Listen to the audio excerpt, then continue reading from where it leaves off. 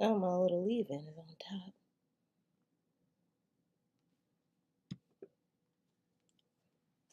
Let's see if I can. Oh, I went down that low.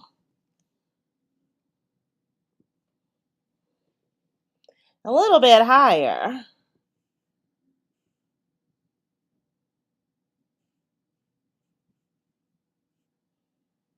Okay. Hello, everyone. Sorry, I was over here trying to fix the camera, trying to get the settings and everything right. How are you? How's everyone doing? Let me know in the chat. Hello, hello. Hi, Diane. She says hello from Maryland. Hi, dear. How are you? Who else is on here? Let me know what's going on. How y'all doing? Sorry, I just sprayed some conditioner in my leave-in conditioner right here. So it's a little bit white until, my little porosity hair decides it wants to suck it up a little bit. Hi, Vaughn. How are you? Hi, Jessica. Hey, Boo. Hi, Stephanie. How are you guys doing? Did you guys finish up the challenge? I guess today for you guys was the last day of the challenge. I'm putting on my earrings real quick. Hey Pam. Hey Pamela. She's here. She's I made a live. Hey Boo. Why are they holding your comments, Nika? Okay, let's see. Hello from Georgetown, Texas. Yes, Texas in the building. Y'all know I'm originally from Texas. Y'all know that? Well, that's where I'm originally from. Sabrina says hello from Winter Garden, Florida. Yes, yes, yes. Uh, hey Nika again, boo. She says, Kira says, hey, I'm good. How are you? I'm doing good. I'm doing really good. Just trying to took me a little bit of a nap this already. I'm such a napper, y'all. I need a nap sometimes before I come on here so I can get my life together and chit chat for a long time with y'all. Let's see. Mark says you look so pretty today. Thank you so much. Thank you. Renee says hello everyone. Hey girl, how are you? She said we are good. Wonderful, wonderful, Rose. Hello Miriam. Hi Gina. She says hey lady. I see you showing up and showing out hair growth. Yes, yes, yes. If y'all have not watched my last video with all the results of our tea challenge, y'all, it was a nice hair growth, thickness, length, everything that I ever wanted, and a hair growth challenge. Let me know how you guys are doing. How was your challenge? How do you have any questions? Your final thoughts or updates or results or anything you guys want to know. Also, feel free to ask me any questions about herbs for hair growth or anything you would like to know. Okay, it doesn't have to just be about hair growth, but anything about herbs that I may be able to help you with. Casey says, hello from Kingston, Jamaica in the house. Hey, okay. I love to see y'all from like all over the place. That's awesome. That's awesome. Linda says, hello from Ontario, Canada. Y'all are representing all over the world. I'm here for it. I'm here for it. She's talking to Nika, telling her, hey.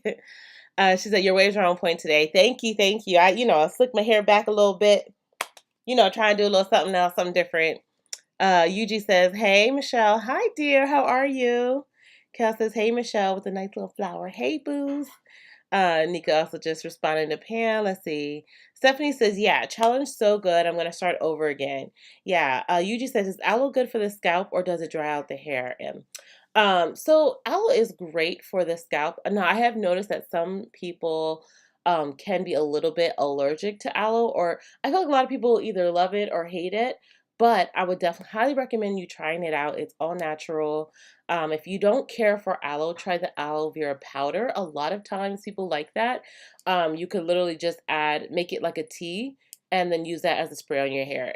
If you look at week 5 of our challenge, UG, we did a henna and aloe, and I used just the aloe powder, and that worked wonderful as a tea. Jessica says, oh, she has less hair breakage. Yeah. So what else did y'all notice on the hair challenge? For me, I mean, obviously, if you guys saw the video, it was a lot of thickness in my hair. Obviously hair growth. I was really, really happy with all of the things. But I really think the most important thing, kind of like I said at the end of the video, it was about being consistent.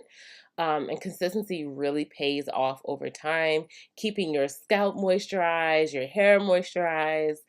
using the tea down the length of your hair, making sure you were sealing. It really allowed for hair retention, and that's something I think is like so important when we're trying to not just grow our hair, but retain the length that we are growing. All right, Jelly says, "Hey Michelle from the UK. Hey girl, how are you?" She goes, "Okay, great. Thank you so much. You're welcome, UG." Cal says, "I have eczema on my scalp, and aloe has been amazing for my scalp." Yeah, aloe has a lot of healing properties. As you know, a lot of people, if they have like skin issues, they will use products that are infused with aloe. It's very healing and soothing for the hair, for the scalp, for a number of issues, actually. All right, so I am, let's see. Oh, Tamara says, "Hello from Baltimore, Maryland. Hey, how are you?" I love it. I'm actually going to be visiting Baltimore with a couple friends very soon. So I love Baltimore. My sister's actually in Maryland, so I go there often. Whenever you guys see me with my nephew, we're actually in Maryland. So yeah. Let's see here. Jules says, "Hello, I am new, so I am down and listening to everything." Hey, Jules. Well, welcome. Thank you for joining. If you have any questions, please leave it in the chat. It doesn't have to be just about hair growth. It could just be about anything. A lot of times in our chats, we talk about alopecia. We talk about sometimes we just talk about life, whatever. Or we talk about other herbs. If you want to learn about herbs, you can ask. Feel free to ask away. Okay. Cordelia says, "Is tea tree oil good for the hair?" Yes, tea tree oil is really good for, I would say, for the scalp. It has a lot of antifungal and antimicrobial properties, so I would highly recommend you do dilute that in a carrier oil for before you apply to your scalp. So I would say like you're going to use for like a 4 ounce oil of like extra virgin olive oil or sweet almond oil, you would add maybe about 10 drops of tea tree oil to that before applying it to the scalp. Okay. Tamara says, "Great. Okay, my hair," Jessica says, "My hair is usually dry, but during the challenge, my hair has been more moisturized." Yes, Jess. I love it. Jessica has beautiful hair. I'm really excited to see what your hair looks like because I know, hair care is so important for you and I know you love it. So Erica says, "Hi, Michelle from London. Thank you for your challenge. It made a difference for us." Erica, I love hearing your experience about you and your family on this challenge. Like, that is literally what I live for. And I really think the challenge is also really great for people who are so new to Ayurveda and are so new to like using herbs. But this helps you to, again, build a regimen, but also find out what herbs your hair really likes, right? What works for you better? What tea combinations you may like over others. What was y'all's favorite tea? I'm curious. What was your favorite tea during the challenge? If you guys saw my video, I mentioned for me, it was probably the marshmallow root and hibiscus tea. I love the mucilage that gave my hair, the moisture it gave my hair. That was amazing. Also, the flaxseed gel with that was just, someone said, chef's kiss, baby. I loved it. Nora says, "Hey everyone." Hey Nora. Vanessa says, "Hey lady, out today." Okay, well, thanks for popping in. Have a nice one, sis. UG said, "Is Shea Moisture a good brand for 4C hair?" So, I think Shea Moisture is completely fine. Just make sure you look at the ingredients. I know a lot of people, when I first went natural, I definitely used Shea Moisture. Um, I know some of their products have changed, but one of my favorite lines in the Shea Moisture line, and even though I'm not high porosity, but their high porosity line, I felt was really moisturizing. It's their blue one. Even though I have low porosity hair, I really like the ingredients and my hair really vibed well with that. But yeah, and of course, just by the way, you guys, I'm also having a sale. If you guys missed it, I'm having a sale on all my products. They are 20% off. So if you want to pick up something, definitely check out my website because I have everything on sale. Let's see. Nora says, "I'm struggling with dry hair. When my hair is in twist, it stays moisturized. As soon as I wear a twist out, all the moisture evaporates. What am I doing wrong?" Well, Nora, you're technically not doing really anything wrong. So the reason why when your hair is in twist, it stays more moisturized for longer is because your strands are bound and it allows that moisture to kind of like be trapped in. Um, and so when you wear your hair out, the environment can dry out your hair. But you can look for ingredients that are more moisturizing for your hair, especially like in this like dry, humid, hot weather right now. You do want to look for products that contain like a high number of humectants that will help your hair to stay more moisturized. Humectants attract the water from the environment into your hair strands, so that can help. But sometimes that's what it is. We just really need to look for higher quality products that we're using. And before you, like, let's say, I don't know how often, I don't know, like, when you twist it up versus when you take your twist out. But try to get your twist in for a couple of days and make sure you re-moisturize your hair even while in the twist. And then when you take it out, your hair should still be pretty much moisturized. You may be someone also like at night, like what I used to do when I used to wear twist outs like way often.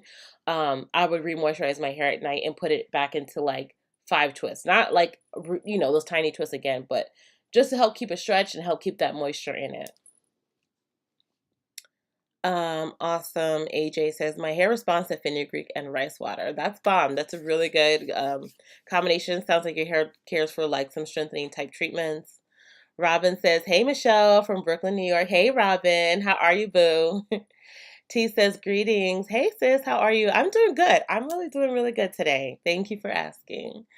Vaughn says, how long do you wait to use henna after protein treatments? I wait 2 to 3 weeks. But listen to your hair. Again, Vaughn, I have fine strands. So my hair actually does well with like higher protein and higher strengthening products. So for you, I would recommend waiting maybe at least 3 to 4 weeks to see how your hair responds. If your hair responds good, then I would stick with that. Try about 3 weeks, maybe. Dana says, hey, dear, how are you? Bell and Bloom, hi, Michelle. Hey, girl.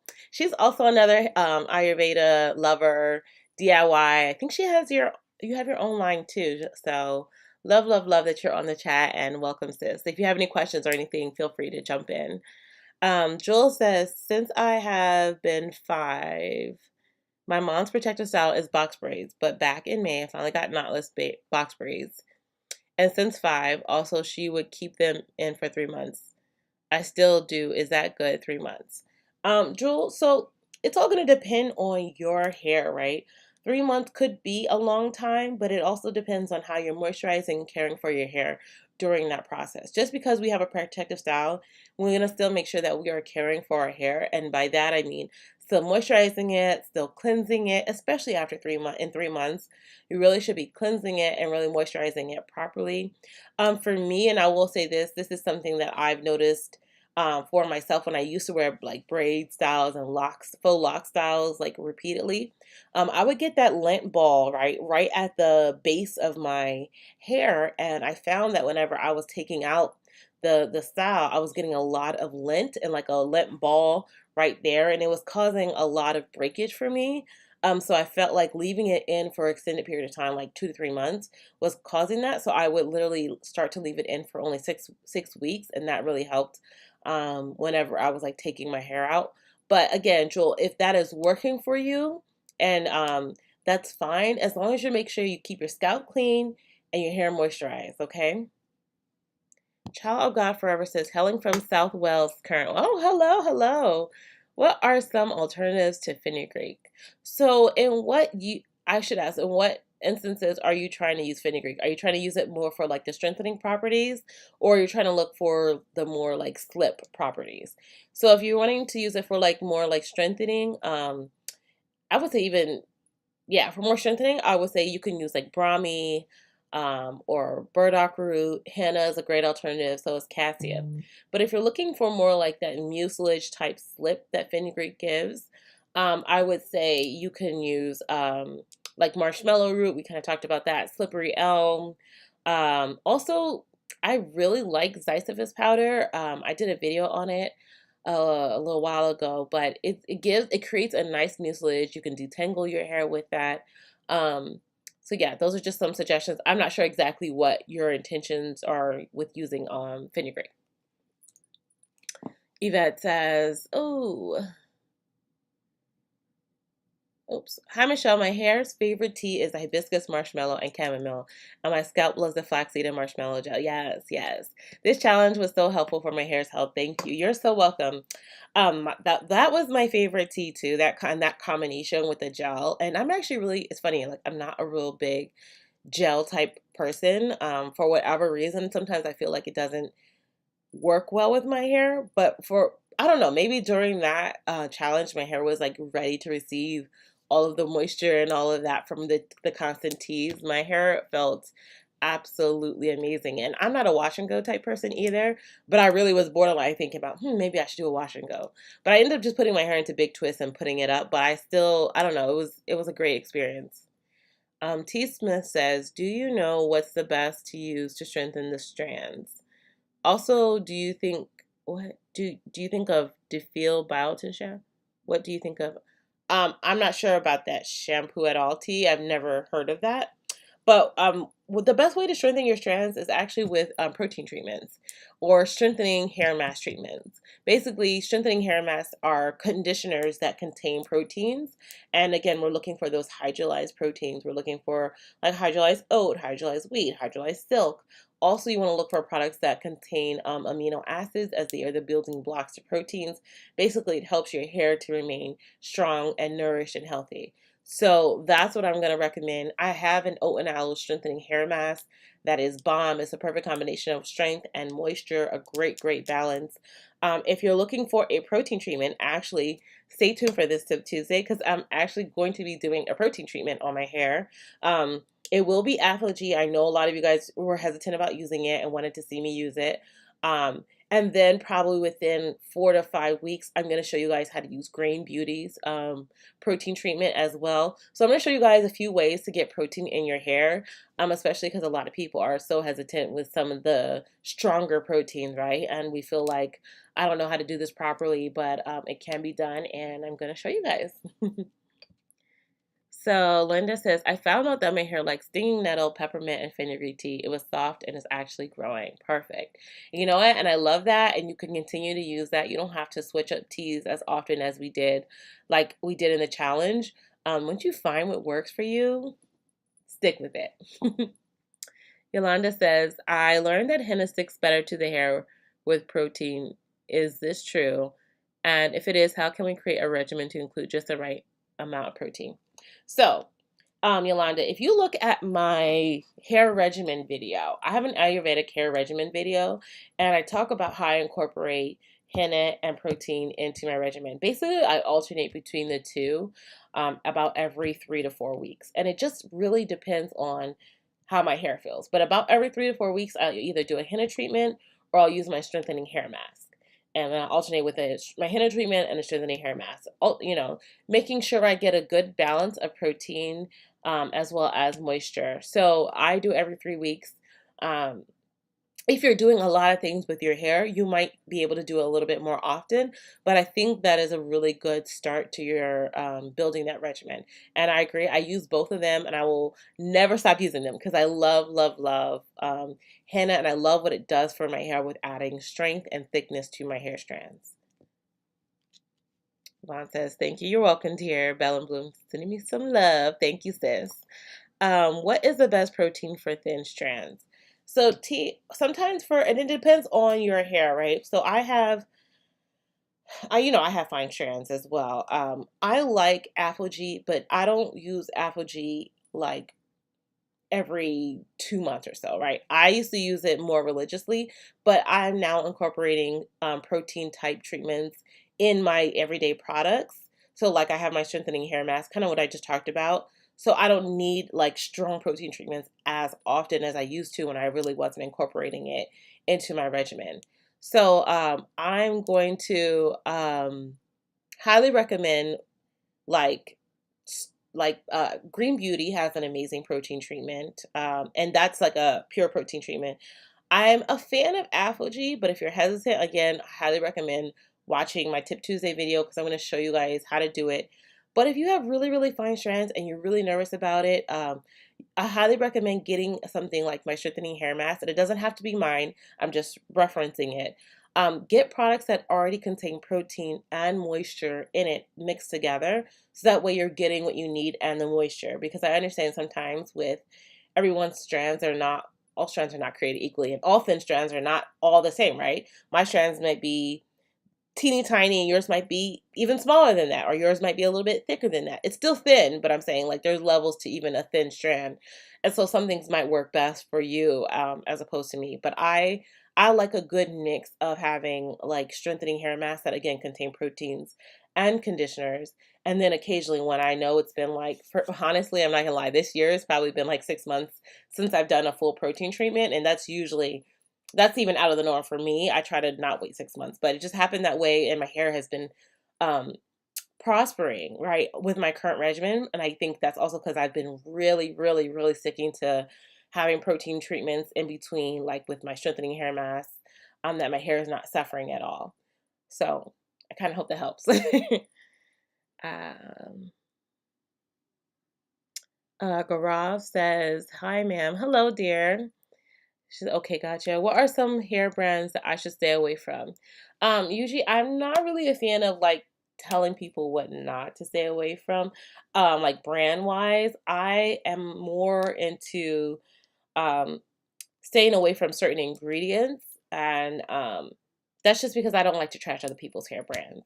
So I would recommend staying away from products that contain like mineral oils, silicones. Now, silicones do have their place, but I'm not a fan of them because, again, the only way to get them out of your hair is to strip your hair with harsh surfactants, which kind of defeats the point, the purpose to me. So, I would stay away from products that are like chock full of ingredients that are not helpful for the hair. I hate to just like label it like that, but there are a lot of things that can really thickly coat the hair strands that are hard to get off and kind of repel moisture and repel hydration in your hair, and that defeats the purpose. But if you ask me about a brand, I can kind of tell you like some good brands that I have seen. Like again, Shea Moisture is not bad. Yeah, they have changed their formula, so definitely look at the ingredient list on their of course my brand of course my brand as well is good, but just Miche, Miche, they have great products as well. um Another brand is online, Unicurl. I used to use her before I started my brand. I love her products. Bask and Bloom, she has great products, also Ayurvedic infused. I used to use hers before I started my line. Those are just, I don't know, those are some brands I can recommend. I don't really like to like trash a brand per se, unless they're actually really trash. Ma'am, your fingernails are looking beautiful. Thank you, thank you. It's time for me to either refill them or take them off, and I'm not sure what I want to do yet, just yet. Yanti says, don't forget to like the video. Yes, you guys, don't forget. Thank you so much. Um, Rose says, my doesn't retain curls. Is there anything I'm doing wrong or not using the right product? So not everyone's hair has a perfectly defined curl, Rose, and that's fine. I don't know if you guys have seen my hair wet versus seeing my hair dry. I don't really have a really defined curl pattern either. And so that's just the nature of our hair. We all have different hair textures, and I would say people in the 4B, 4C depends mix tend to not have what I would call definable curls. We do have curls because that's what makes our hair kinky, right? It's kinky, curly coils, and it's beautiful. So don't try to force something on your hair that is not going to happen. If you like to have like that like curly look that you might see in some of my videos or other people's hair, you can always try doing a twist out.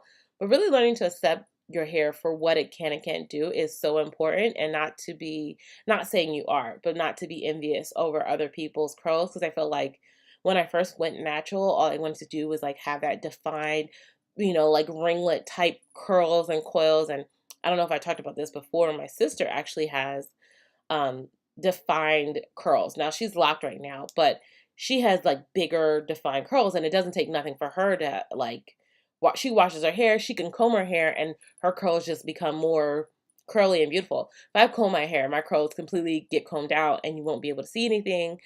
Even when I use gels on my hair, my curls will shrink to little tiny things, I will never get that like elongated curl. And that's the nature of our hair. And that's all about, for me, like accepting that's what our hair can do and loving that's what our hair can do. So it's okay if your hair doesn't have that. I'm talking about a definable curl, and like you're raking products through and it's just giving you like ringlets. It's okay if your hair doesn't do that. It's really common for our particular 4B, 4C hair type to do that. And again, you can try twists with twist outs, braid outs, coils, bantu knots to give you that curly effect if you're looking for it. Nora says, you mentioned people in dry climates can complain that glycerin leaves their hair dry. Can I use glycerin in my rose water spritz before a roller set dried under a hooded dryer? Or will my hair dry out? Your hair should be fine. I will always say this though. I know people talk about having dry climates and still thinking that glycerin may or may not work for them. It's also about the dew points, and I hate to like get into like complete nerdy science, but it's really the dew points that really are going to determine whether that roller set is actually going to last or not, even if you are using glycerin. So just be careful. I highly recommend whenever you're doing any type of roller set style to use more like a what do you call that? Like a foam. My brain just said, because I don't use it often, but something that can actually help set the hair and not necessarily something that might potentially draw moisture. If you have a low dew point day and you do this bomb roller set and you go outside for a while and your hair is just like reverting in and out, I wouldn't recommend that. I would recommend something that has some type of hold to it to help set your roller set. Child of God Forever says, thanks for responding. I originally wanted to use fenugreek for moisture. However, I'm allergic to it. Oh, okay. So, Moose, thank you. I knew someone was going to alley-oop me in there. And of course it was you, Nika. Moose. Moose is what I was talking about. Moose for setting foam. Yep. Thank you. Thank you. Y'all the bomb. Okay. So where was I at? Oh yeah, you said you want to use it for moisture. So if you're looking for moisture, again, all the herbs I mentioned, the marshmallow root, the slippery elm. You could also try the aloe. Those are also great for moisture. Flax seeds, sea moss. Definitely try some of those. Miriam says, after blow drying my hair, with what DIY deep conditioner can I make to get my curls back to normal? So, Miriam, are you having heat damage? I'm just curious. You said after blow drying your hair. Because usually the thing that makes our hair go back to normal is water, right? You don't necessarily need a deep conditioner to make your hair curly again. It's really the water. Now, if you're suffering from some form of heat damage, unfortunately, there's truly nothing you can do to make your curls go back to how they were prior to heat damage. But you can try doing some like protein treatments to help, rebuild some of your curls. But heat damage is a real thing. And some people say, oh, I'll be patient and try to let it go back. And yeah, it's one of those things that if you suffer it, it's unfortunate, but you'll just have to let it grow out until your hair returns back to its normal curl pattern. But yeah, I always tell people I'm a fan of, yes, if you're going to use heat on your hair, take all the precautions, use a heat protectant, don't use direct heat. I'm not really a fan of using heat in my hair. I haven't used heat in my hair outside of like a steamer. My steamer's right here, so I tapped it. Or like just maybe like a diffuser real quick, just to like, if my hair's dripping wet and I'm about to go to bed and I might diffuse the ends. That might be the only use of it, but I never use like direct heat on my hair because the one time I used heat on my hair, it wasn't even me. I went to a salon. I had severe heat damage. I had to cut all my hair. It was terrible and I hated it. And I was like, I'm never doing this again. And I never did. It's been like 10 or 12 years at this point. Robin says, thanks for the sale. I want your Shea Bay hair and body butter. Can I use it as a leave-in? You can definitely use it as a leave-in in your hair, but make sure you have a water-based product before you use that as a leave-in. So water-based always before you use any type of like butters and oils as like a sealant. Okay, dear? Octavia's clapping with the proteins. Yes. Hey, Brownin. Hey, sis. Regina says, I don't know if the chat is still going on, but if so, hello, beauties. Oh, we still going on, sis. I was all the way scrolled up. You know, I be trying to answer everyone's questions and chit chat. So, you know me. Yuji says, would ever do a hair review on TPH hair care line product by Taraji P. Henson? So it's funny, they actually reached out to me to do a review, and I'm currently not doing any reviews of other people's hairlines because I do have my own line, and because there are other YouTubers out there who are doing reviews of those type of products. I really prefer to focus on outside of my own line, really teaching about hair health and how to take care of your health and think about ingredients and all this other stuff. So like for me, I'm more like, these are the tools you need so that when you want to buy a hairline, you know whether or not it's going to be a good line. And I use that term loosely, but like something that might work for you based on the ingredients in the products. But I have heard good things about that line, but when I say I cannot tell you about the ingredients, I have not looked at it. Again, they did reach out to me, but I just told them that I'm not doing reviews at the time of other brands. T says, thank you very much. Your advice is very insightful. Pamela just says, oh, you're welcome, T. Sorry, I was reading. Pamela says, Shea Moisture changes their ingredients so frequently. They do, which is why I said, like, I used to use them exclusively, but they changed a lot, like, quite often that I just, yeah. Faye says, hi, beautiful. Your hair looks so full and healthy. Thank you, dear. And these are my little buns. I said I sprayed some, like, conditioner, my leave-in conditioner on top and on them right before I got on this live, you know, get a little moisture in there. Thank you. Yuji says, have you tried Tabitha Brown's hair care line? I haven't, but it doesn't look like she has a full line. It looked like she had like just some like oils, if I remember correctly. I'm gonna look, but I know she has a seasoning. I don't think she had a hair. I think she had like an oil or something. Hair products. Maybe I'm wrong. I don't know.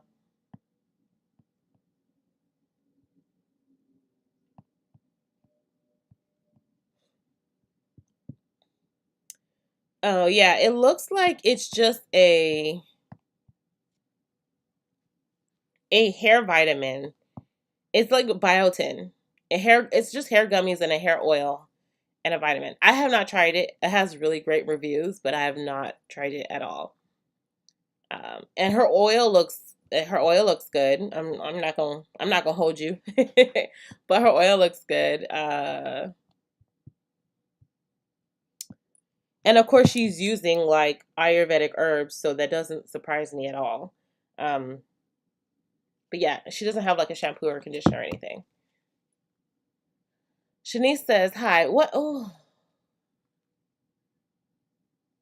sorry. So I scrolled all the way up. Okay, Shanice says, hi, what are the best oils for growing edges from Box Braid Breakage? So, dear, first of all, I'm going to tell you from now on, leave your edges alone, and you're probably going to need to massage them regularly. Box braids is one of the leading causes to traction alopecia on your edges. And I'm saying this with all hopes that you're not here, but sometimes your edges can be past regrowth because sometimes the hair follicles have died. But if they are active, if they can still be reactivated, I highly recommend actually infusing your oil with herbs like almond powder, saw palmetto, fenugreek, rosemary, nettle. Trying to think. And I would use oils like, hi, Nate just walked in the room. I would use oils like pumpkin seed oil, avocado oil, sweet almond oil, and jojoba oil. Hi, baby. Hi. And I would use that. I would fuse those herbs into that oil and then rub that on your edges and then give yourself like a scalp massage regularly to help, you know, regrow those edges. It's always hard whenever people lose their edges with box braids because let me tell you, traction alopecia is real and sometimes some women can never grow their edges back. I don't know if they can never, but have not been able to. Tammy says, hi, can you use rosemary water on your hair every day? Yeah, you can. What is your intent of using it every day? Are you trying to like stimulate hair growth? Are you trying to moisturize your hair? Like what's the intent? Uh, Sassy just says, Sassy Ruby, she says, hey boo. She says, I'm here. I started using your leave-in on my mom's hair and it's strengthening and it's growing faster than it already does.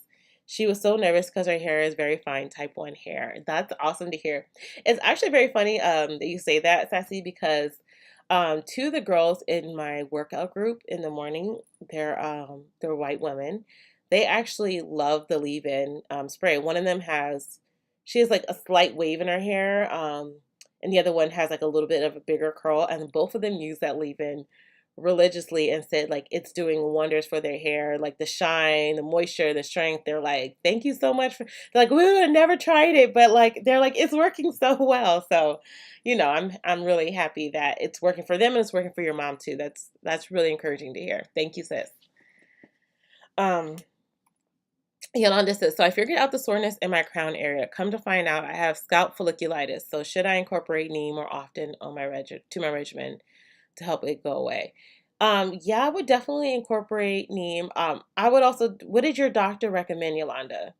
Um, I'm just curious as well. What your doctor recommended? But I would probably, in your case, use almost like a neem pack, like you would use neem with water and help and like kind of like put that in that area, kind of like how you do a mask, um, and work a lot with that. You want to focus on herbs that are antifungal, antimicrobial, antibacteria, like your aloes as well, with your neem, tulsi. Those are great herbs. Sissy, I don't know how to pronounce it. I'm so sorry. She says, hi there. Your hairstyle looks really nice on you, and your skin looks absolutely beautiful. Thank you, Jackie. Thank you, Jackie from London. Thank you, y'all. This is my like quick and easy little bun up do with my y'all see my little gray streak? It's getting dyed from the henna. Thank you. Okay, Miriam says, thanks. You're welcome. Hi, Margaret. How are you, dear? Z Baby says, what? I didn't know you were doing a live today. Good morning, everyone. Yeah, girl, I'm here doing my live. I gotta pick the winners for the last week. I'll probably do that once I finish getting down to the bottom of these questions so I don't miss out on anything. But yeah, I'm here, girl. Oh, Robin says, I didn't know that. Can you recommend a water leave-in before I use your Shea butter?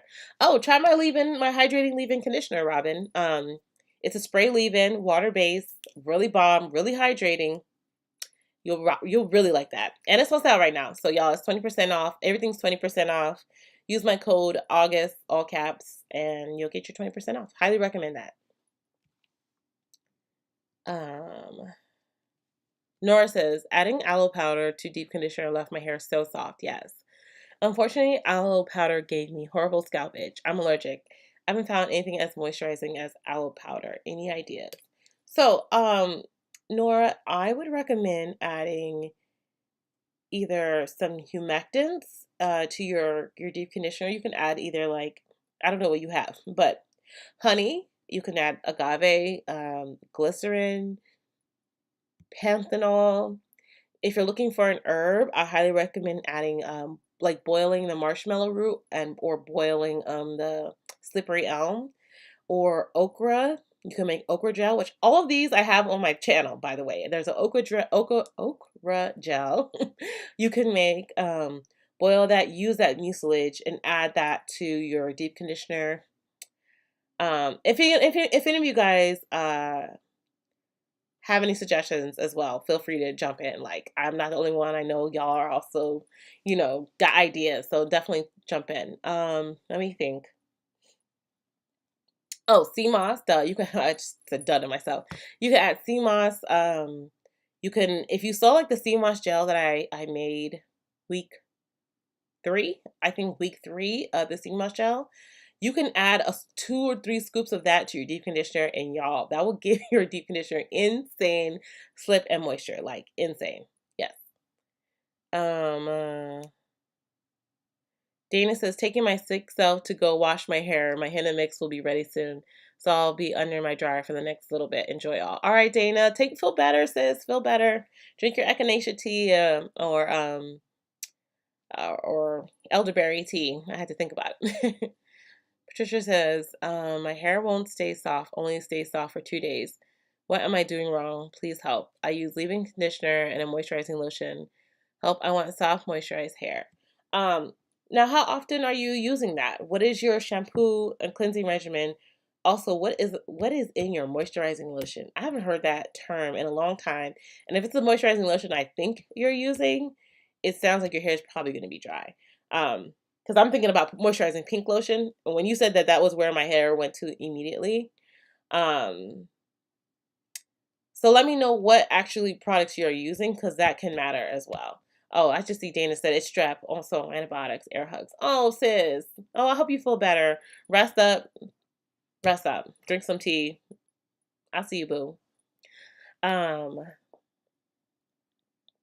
yeah, so Patricia, let me know what products you're currently using, because that can also impact why your hair is not staying dry, and also what your regimen is. Like, how often are you shampooing? How often are you deep conditioning? Are you deep conditioning with um heat or steam? Like, there's a lot to going into that, other than just what you're currently putting on your hair. Oh, Sassy says, love the style. Thank you. Patricia says, I'm 59. My hair can still grow long, right? Yes, it can, Patricia. Yes, it can. Um, you still have the potential. I know plenty of women who are older who have very long hair. It's all about developing that routine. That's kind of what I'm trying to stress and figure out what you're using. Yanti says, what are your views on the LED hair growth comb brush? Now it's funny because I actually wanted to buy it. They actually had messaged me and we were trying to go back and forth about like what I really want to try it. I don't know much about the actual technology behind it. Um so I can't really say if it like works or not. I was just, me. I like anything that's new. Uh I don't know. I wish I knew more. I really don't. Sorry.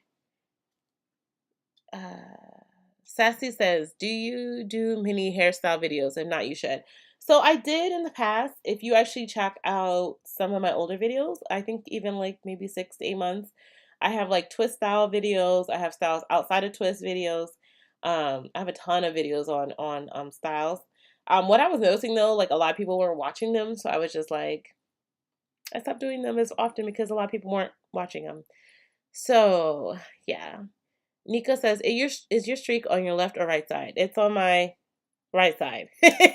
Everything's backwards on the camera, so I had to like think about it. Yeah, so it's on my right side. Sassy says, for Nora, I was thinking that if it's store-bought aloe powder and perhaps it was made with the skin, she can maybe try making it herself with just the inside meat using a dehydrator. Oh, interesting. Shaneka says, hi dear, I have a friend with really bad dandruff issue. To the extent it damages her forehead, to extend it looks like a relaxer burn. What do you recommend she can use? Her hair is 3C, 4B texture. So, Shaneka, I actually recommend she goes to her dermatologist because she might have something that's not dandruff. She might have actually a scalp issue or a scalp, almost like scalp folliculitis, but it's not. There's another term for it, and I'm trying to think of it. It's almost like a form of dermatitis, and it presents as like heavy, bad dandruff. And sometimes it's actually like an overgrowth of like a fungus over time. So she probably could take like I don't know. This totally my thoughts, but she might need to take something internally to help get rid of the over buildup of fungus. But she can also, after that, she can look into herbs that are like neem powder, tulsi, tea tree, aloe, maybe even some chamomile for like soothing. So I would, but I mean, when I tell you first and foremost, please have her go look that up. I know a lot of women who have sometimes what they think is just severe dandruff is an over buildup of something else. So you should want to just confirm before you just start using a bunch of stuff on your hair. All right, Shanice says, thank you for your advice. You're welcome, dear. Okay, I scrolled up. Oh, Child of God Forever says, can I use Irish moss instead of sea moss for a gel? Any suggestions on preservatives? Irish moss and Irish sea moss are pretty much the same thing. So yeah, I don't know if you saw in week 3, 4, one of those weeks, I made a Irish sea moss gel. And so I make the gel, right, the original gel first, and then from there I add a few scoops and I add a couple more water and some glycerin, some honey, some oils, and then we use that down the length of our hair. Now you can use Optifin in it at 1%. Again, all you have to do is weigh out how much grams you're using. So if you're using 100 grams or you made 100 grams of sea moss, you're going to add 1% of Optifin, which is just 1 gram of Optifin, and that's it. And this is only for external use. Do not use that if you're going to be using it internally. Okay. Nora says, can I add marshmallow root, slippery elm, sea moss to the henna tea from week 5 instead of aloe for moisture? Oh yeah, Nora. Yes, you can. Dana said, tea sipping and spraying in my hair. Yes, yes. I'm actually going to brew some tea today too, so. Shaneka says, your friend should see a dermatologist who will prescribe an antifungal shampoo. I had a similar problem. Yeah, Nora. Thanks for sharing, Nora. Margaret says, I haven't done a protein treatment since I started your challenge. Lately, my hair is breaking and shedding. Am I due to getting a protein treatment? I would definitely say yes, yes. Highly recommend. Thanks, Nora. You're welcome. Michelle, do you add sea moss gel or your DIY sea moss hair gel to the deep conditioner? Z baby, I personally, I have done it in the past, but I don't do it with the one I have because it's my deep conditioner. If you've never tried it, it has so much slip in it. Like you don't need anything else. It has slip, moisture, hydration.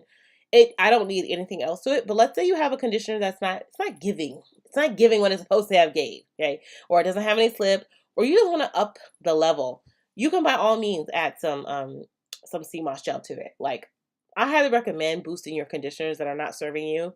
I'm all about doing that. For me, again, my deep conditioners are formulated extremely well. Everyone has been telling me that it's bomb. It's you get complete slip, detangling, like everything's amazing with it. So I don't, if you don't need to add to it, don't do it. But if you need something, you need a little extra, by all means. Octavia says, yes, your hair can grow long after 59 too, Miss Patricia Harris. Hold on. What are you doing, Knight? Come here. Knight. What are you getting into? Sorry. He walking around. What's wrong? I'm sorry.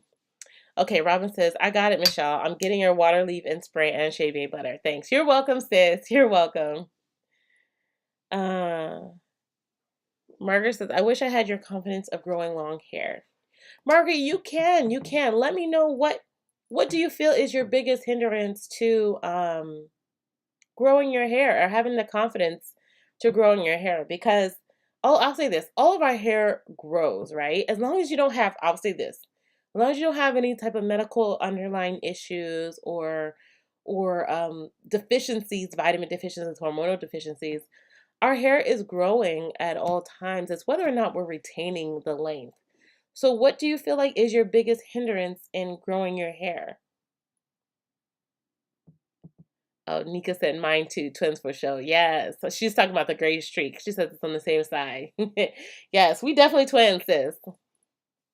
Oh, Patricia says, hi, Michelle. Hi, dear. Tanya says, so what's the new challenge? Yes, so that's actually what I wanted to talk about. And I thank you. I definitely got distracted. I'm sorry, baby. Hi. So I'm actually gonna do a poll. I think can I do a poll on my YouTube community page? Oh, I can do a poll on my community page. I'm gonna do I think a poll on my community page and then a poll on Instagram to see what you guys are most interested in. So let me ask. Sorry, I just was reading the comments. Let me ask you guys, what would be of interest to you guys? Now, last week y'all mentioned that y'all are interested in rice water as a potential challenge. What are your thoughts on rice water since I have you guys' attention here? Or what is something that else that you might be interested in doing as a challenge? Sherry says, hello, everyone. Hello, dear. Anika says seborrheic dermatitis. Yes. So I don't know if I'm pronouncing that right, but yes, that's what I was trying to say earlier about your friend, that she has a form of dermatitis. That's what it really sounds like. Thank you. Thank you. Y'all always be throwing me the alley-oop. Shaneka says, thanks, son, thanks. Shaneka says, will Tip Tuesday provide an example of a protein treatment? Yes, I'm actually about to do one for this week's Tip Tuesday. But Shaneka, I hope I'm pronouncing your name right. Look at my other video I have of it's me and my nephew, and we do a DIY protein. It's not DIY. You're actually formulating a protein treatment. But in that video, I discuss all about protein treatments, why they're important. I discuss the different types of proteins, all of that. I can drop the video in the chat for you guys. Of course, this week it will be I'll be showing you how to use in this case, it's going to be the Aphogee protein treatment.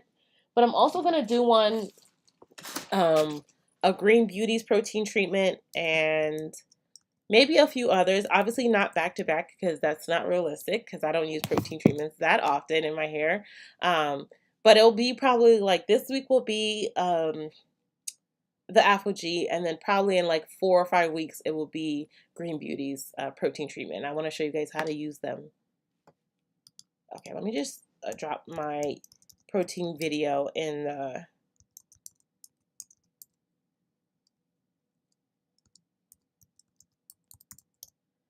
the chat for you guys.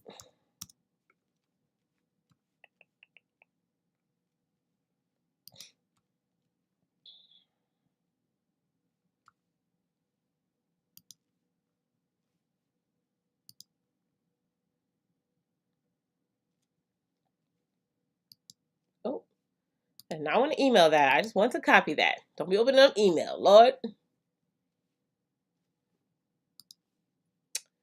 Sorry. Okay. This is the story of the cult favorite, best-selling, waitlist-inducing Always Pan.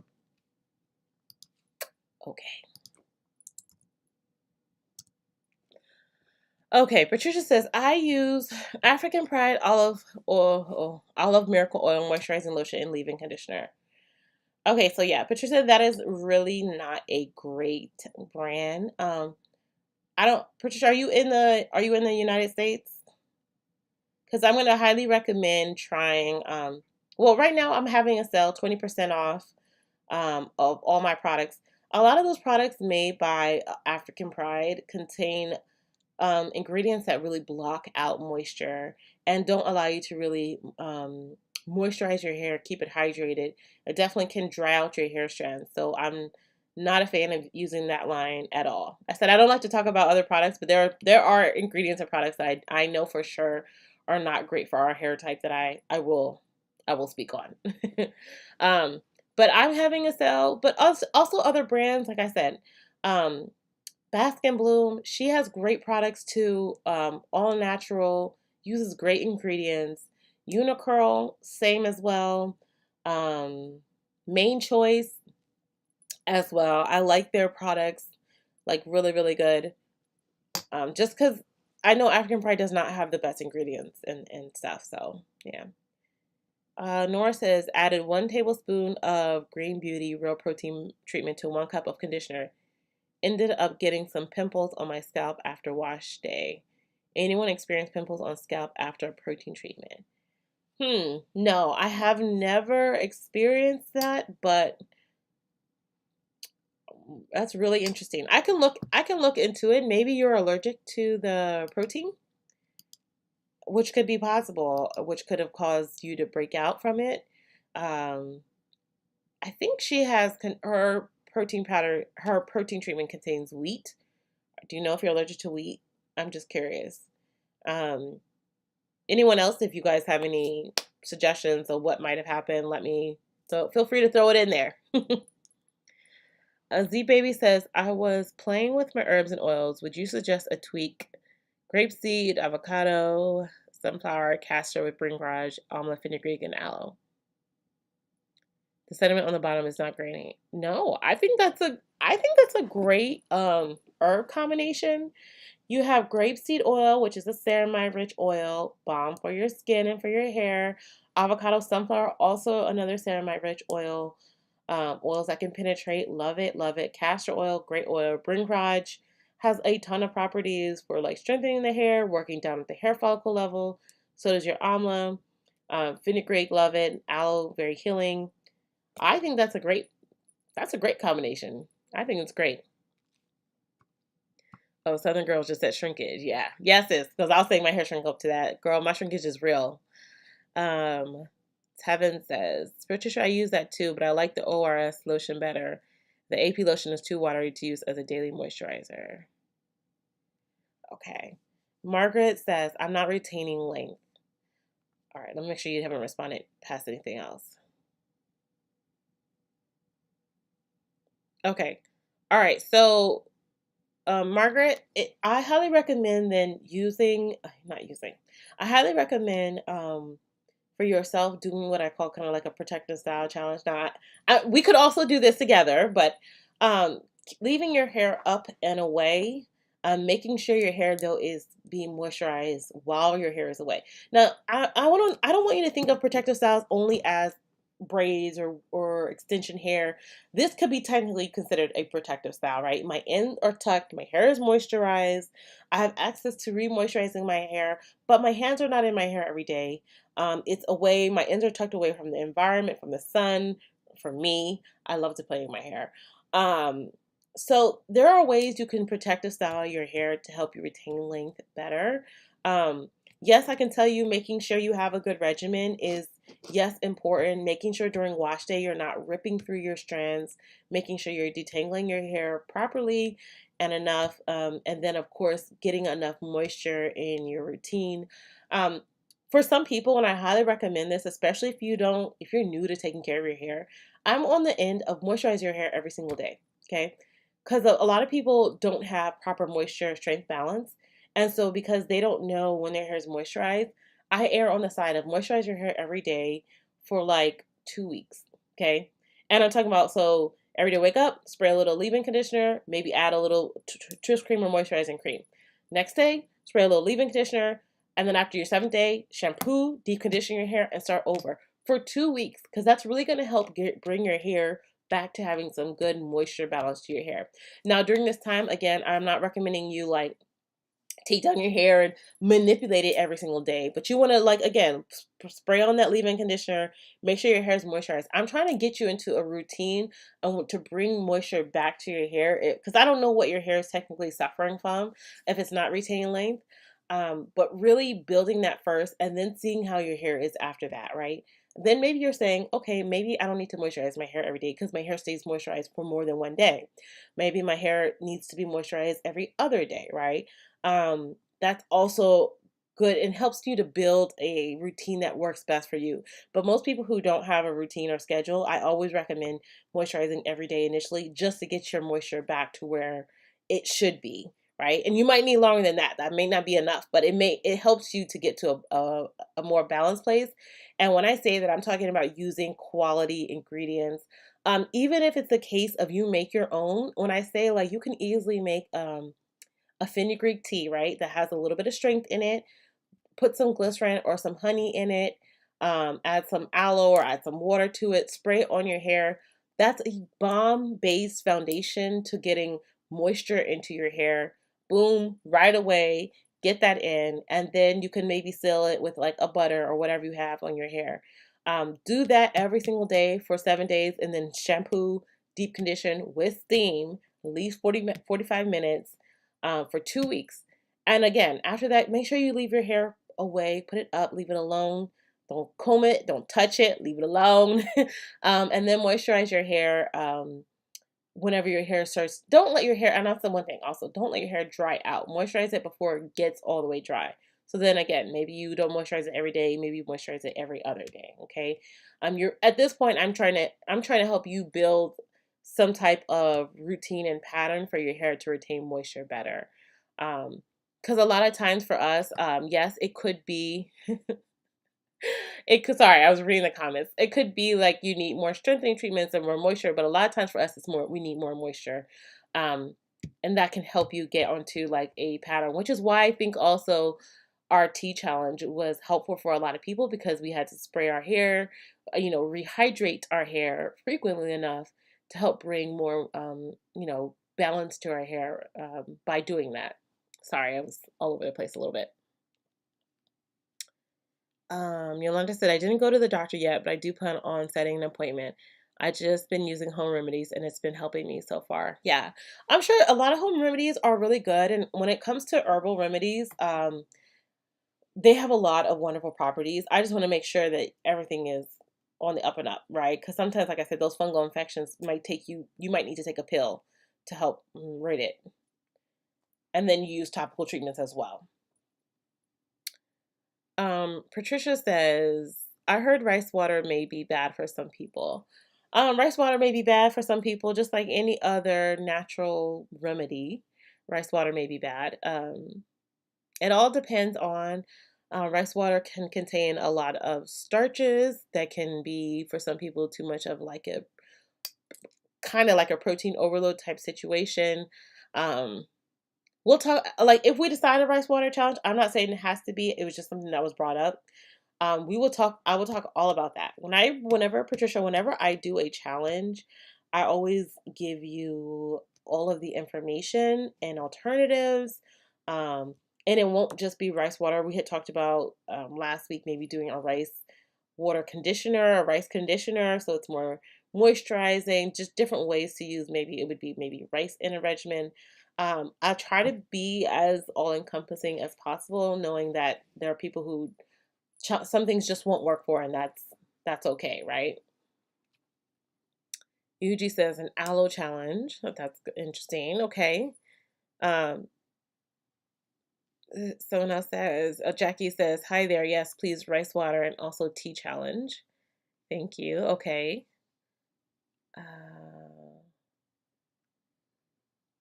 Octavia, I'm frustrated. I grew my hair past my shoulder, but I had a setback. What did Octavia say? Sorry, I'm scrolling back. Oh, she said you can grow your hair long. Yeah, yeah. Um,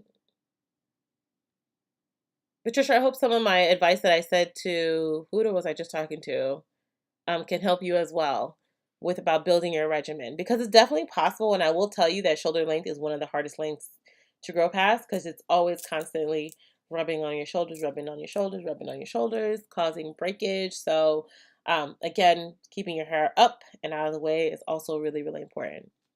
And Nika, yes, she did say cult favorite. That commercial, that ad drives me absolutely crazy. She's talking about those pans. And she's like, yes, it's a cult favorite. I'm like, oh, okay. But yeah, that's you heard what you heard, sis. Rose says, hello, Michelle. My biggest challenge is retaining length. Yeah, my 4C low porosity grows but breaks very quickly. So Rose, I hope you heard some of the advice I recommended to the other woman above. But also you might also need more protein in your regimen. I know low porosity hair people have this sometimes thinking that we don't need protein treatments, but I always like to remind people that our hair is a protein. It is a protein, and so we lose protein. Yes, somebody with high porosity might lose it quicker than somebody with low porosity, but that may not be the case depending on the individual thickness of the hair strands, hair care practices, how often they're in their hair, styling their hair, manipulating their hair. There's so many things that matter. Um, but retaining length, and maybe we can do a challenge on retaining length. Retaining length is all about, I would say, like 3 to 4 main factors. It's really about leaving your hair alone, making sure you have good moisture balance, and leaving your hair alone. Which is why a lot of times you guys see me, if you guys see me during the week, I have my hair in twists throughout the entire week. The only time I really take out my hair is when I'm filming for you guys. Okay. Other than that, my hair is pretty much away. And after I film for you guys and my hair is down, I'll go leave my hair down. I will put my hair up in a bun. Y'all see these little twist buns. I will do some other form of putting my hair away because really that is some of the best or the best key to retaining length is really leaving it alone. but keeping proper moisture and protein balance while leaving it alone though. Tanya says, can we combine one like different shampoos and teas, or would that be too much? Or perhaps a good mask or DIY mask, is that too much? No, you can definitely combine shampoos and teas together. Um I do it all the time. It just depends on like what I'm trying to do. Like I have a shampoo, but um I might pre-poo before my shampoo. Or I might do a tea rinse after I deep condition my hair. Sometimes like with my week in my other Ayurvedic challenge, I added herbs to the deep conditioner. So you had your like DIY mask first and then add it to your deep conditioner. It's all about what you're trying to do with your hair, right? What's your intention with doing it? I'm always really intention based about using products and stuff. Um, so yeah. Lois says, "Hi everyone. I have CCCA. What should I put on my crown area to grow that area? I need help. I was told to use Rogaine by a dermatologist, but want to go the natural route." All right, Lois. Outside of, I'm glad. Look, I'm happy you went to your derm because that's always my first and highest recommended. But have you tried getting your blood tested to see if there's any internal issues going on? Because again, for a lot of Black women, our CCCA is tied around some type of vitamin or hormonal deficiency. So I would also, in addition to whatever we do topically, I would recommend you go to your regular doctor as well to see. For me, when I had CCCA, it was due to my iron anemia. And so, like, whatever you do topically might be a temporary fix, right? Like a little band-aid over a really big issue. Because until you get your iron levels, your vitamin D levels up to where they need to be, your hair is going to continue to be in a state of breakage. Um, Herbs you can look for that I've been proven are amla and saw palmetto. That combination together can help to regrow your hair in the area. But again, if there's an underlying issue, if there's a vitamin deficiency underlying that CCCA, anything that you're doing is going to not be a permanent fix. It's going to be a temporary fix. So make sure you figure that out. But I highly recommend those two herbs. That herb combination has been shown to actually grow hair better than Rogaine. So check that out, sis. Tevin says, or pre-poo. Let's do a pre-poo challenge. Oh, a pre-poo challenge. Okay. Okay. I'm gonna put these. I'm gonna write these down. I'm gonna do a poll on my page. So I use the African. Let me write that down because I be forgetting stuff. I be thinking I'm gonna remember. I don't be remembering. Pre.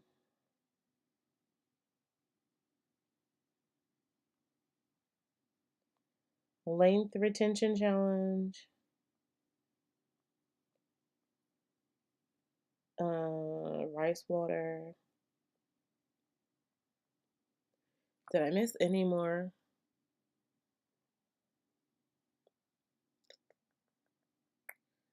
All right. Let's see. Okay.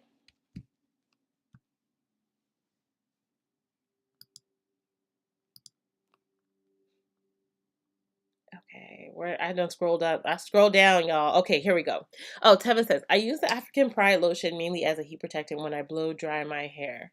Yeah, there's probably products in there that probably has some type of silicone in it. It's probably okay if you're using it to blow dry your hair. Not a fan of using it if you are natural and you're looking for to actually moisturize your hair. Kel said, I would actually like a rice water challenge. Okay, so quite a few for rice water again. Nora says, my biggest hindrance in growing my hair has been breakage from installing cornrows on hair that is not blow dried. My hair ended up tangling and breaking off like 6 inches. Oh my goodness. Also struggling with moisture retention. Yeah, so Nora, it's funny because somebody actually asked me one time why I don't do cornrows on my hair. Um, I used to do them more often in the past, but what I found was that my hair, the concept of having like perfect separated parts and trying to fully detangle my hair, I was getting so much more breakage that way, which is why I just stick to two strand twists because it doesn't require constant parting and, parting all the way down perfectly and making that evenness, that was just causing my hair to have so much damage. I had the same issue. And it's funny because I'm using funny and loosely, but there's another YouTuber, I forget her name. She wore wigs like very exclusively, and so she always had her hair in cornrows. And she actually had severe breakage. And she was saying that, like, she's like, I honestly think the cornrows are breaking my hair from constantly doing this style. And so now she does like big twists. And she just pins them down underneath her hair before she puts the wig on. And her hair's been retaining length way better than that. So I totally understand that. Because all that blow drying, all that parting, all that stuff, it will it will affect your hair over time. So if you're I don't know if are you wearing wigs on top of the cornrows and that's why you're doing that? Have you thought about trying something like twists? Or maybe even like single plait braids, and not a lot obviously, because nobody wants to do a ton of braids before you put in a protective style, but like enough where it gives you access to your scalp, right? Access to re-moisturize your hair, and keep that hair clean and conditioned. I always try to tell people, who, even if you're protective styling wigs, whatever form you are doing it, you still really need to make sure your hair is getting that moisture and cleanse. And I highly recommend like and this doesn't have to be mine, but my leave-in spray. It really has enough moisturizing properties. It has a little bit of oil, just avocado oil in it.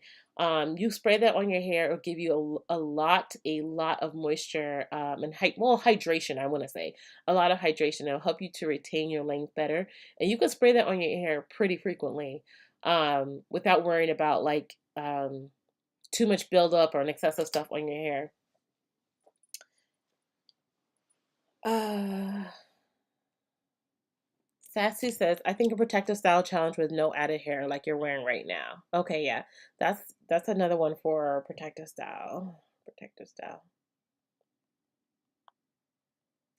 Writing it down. Um, Margaret says, thanks for the tips. You're welcome, dear. I'll tell you, patience and try not to stress. Wish mine would thicken. I'm 66 and it's long. My picture is around 50. I'll take I'll take short thick hair. Oh yeah, Patricia Harris. Yeah, yeah. I do know women who, as as we get older, our hair is never going to be the exact same as it was when we were 20s or 30s. But you can definitely have long hair. You can definitely take care of your hair. Um, and it's definitely possible. It really is. Sassy says, perhaps seeing a week in your hair on a live can be helpful, though I don't know how much work it is to do a live. Oh, you mean like doing a live every day so you guys can see my hair? I don't know. That might be a lot. But so Sassy, you're probably not on Instagram. But every day I post on Instagram in my stories. And I'm actually just posting about my working out. So I work out 5 days a week with my trainer, online trainer, and I basically complain every single day in my stories. You can see my hair pretty much every single day. Um, oh, you just responded. Let me see what else you said. Not 7 days, but when you washed out in midweek moisture. Sassy, I have videos about my whole regimen. About what I do every week. I have like multiple multiple regimen videos. If that's what you're curious. Are you thinking about like something else different from that? Uh okay, that says I think a consistency challenge would be good. It can build on the tea challenge like a part 2 to the hair and scalp challenge. Okay, that's also good. A consistency challenge. And I'm going to put like a part 2 of the tea.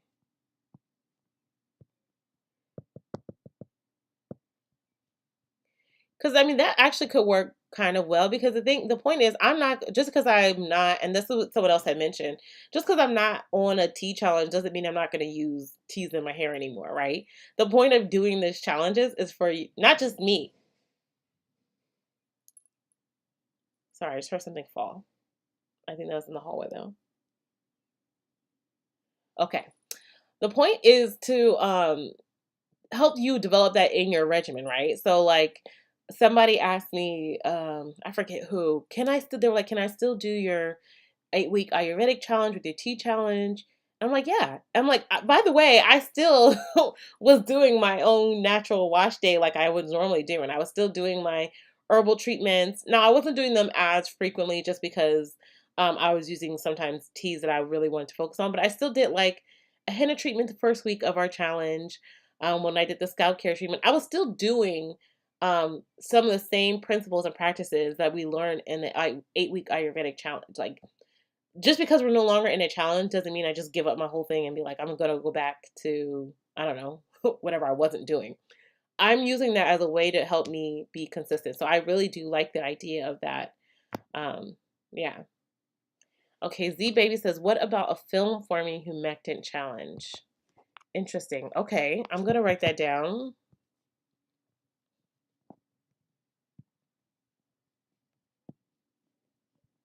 I mean, there has some potential with that because I think like even some of the teas that we use have some type of film forming properties, like the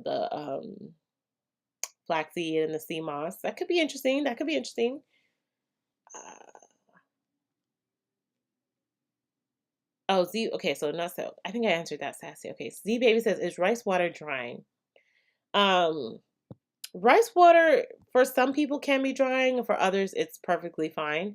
I'm gonna guess, because I did a rice water challenge 2 years ago, 2.5 years, almost 3 years ago. Jeez. And I did not find it to be drying at all. But I also think, again, to me, rice water is one of those that you're applying with other products, right? You might use the rice water, but then I'm going to use my leave-in conditioner and blah, blah, blah. I also used rice water in a number of ways. Like I did a rice water mask with my Rasul clay, like a clay treatment. I added rice water to my deep conditioner. I added rice water in a number of ways so my hair never dried out. For some people, it can be a strengthening treatment, and so they may not want to use it as often. But if we do, like I said, if we do any type of challenge that we do, y'all know I'm going to try and give you guys as many options in which how to use it that won't be as drying. Because I know some people say it's drying, they don't like how it made their hair feel.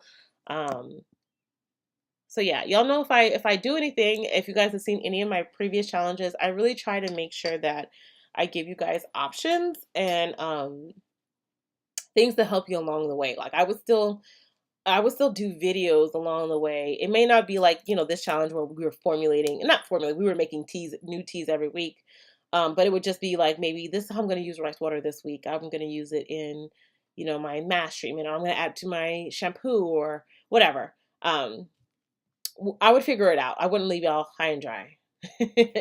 Sherry says, I like an aloe challenge too. Okay, I'm going to write that down. Tevin says, Octavia, some of us have naturally thinner hair. Yeah, some of us do. That's the baby, it can be. I'm low porosity and I always follow up with a moisturizer, oil, or butter. Okay, Tanya says, yes, different ways to use rice water would be good. I do have a brand new bag of black rice in there to use. You can do rice pre-poo or even shampoo, deep conditioner, or tea. Let's do a rice challenge. uh, okay.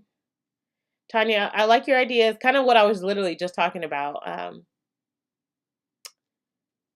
Okay.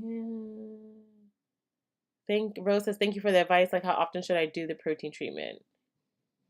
You're welcome, Rose. Rose, I recommend right now, like every 4 weeks. Amete Miller. Sorry, I just see this. I don't know if he's a troll or not. Okay, sorry. Let me go back to here. Amete knee length. Are you trying to say that you want to grow your hair long? Were you here for a little bit earlier? I just had a whole discussion about how to retain length. But one of those things, maybe we could do a challenge about it, as we mentioned. And maybe the possibility is if there's two of them that, like, if I do the poll and two of them are kind of high, like, let's say people are saying rice water and maybe like Protectant style, maybe we can do a combination together. right? Because that doesn't, you can do rice water and still produce a protective style. Just some ideas. Uh, Theta says, is it possible to make a hairspray with almond, fenugreek, and aloe powder? Yes, it is. If you look at any of the teas that we made in our past tea challenge, literally every tea we made, a lot of them were powder based. Not everyone, but a lot of them were powder based. You could just scoop that into a bottle, infuse it with hot water for an hour or two, strain it, and then use that spray on your hair. Tevin, I'm not sure who this person is in here, so I don't know. If they come back, I'll just block them. Okay, let me scroll back up. I lost where I was. Y'all, let me tell you, don't scroll. No, I scrolled up and Lord, I got a lot more. Okay, so let me see. P Nurse says, I'm a 19-year-old guy. My hair is getting thinner. What should I do? So, P Nurse, I highly recommend, is it getting thinner like all over or in like a particular area? I would go to your doctor, make sure there's nothing underlying going on with you because you're still at a young age. Your hair really shouldn't be getting thinner. It could be something else going on internally in your body that's affecting the external your hair. So please, like go get checked, get your blood tested, make sure there's nothing else going on with you. If it is like something that's due to your family, like my husband, my husband's bald. I don't know if do you know that my husband's bald.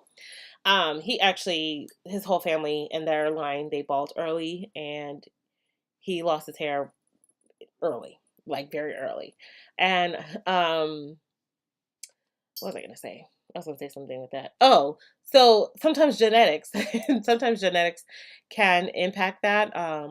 If that's the case, I highly recommend looking at herbs like kind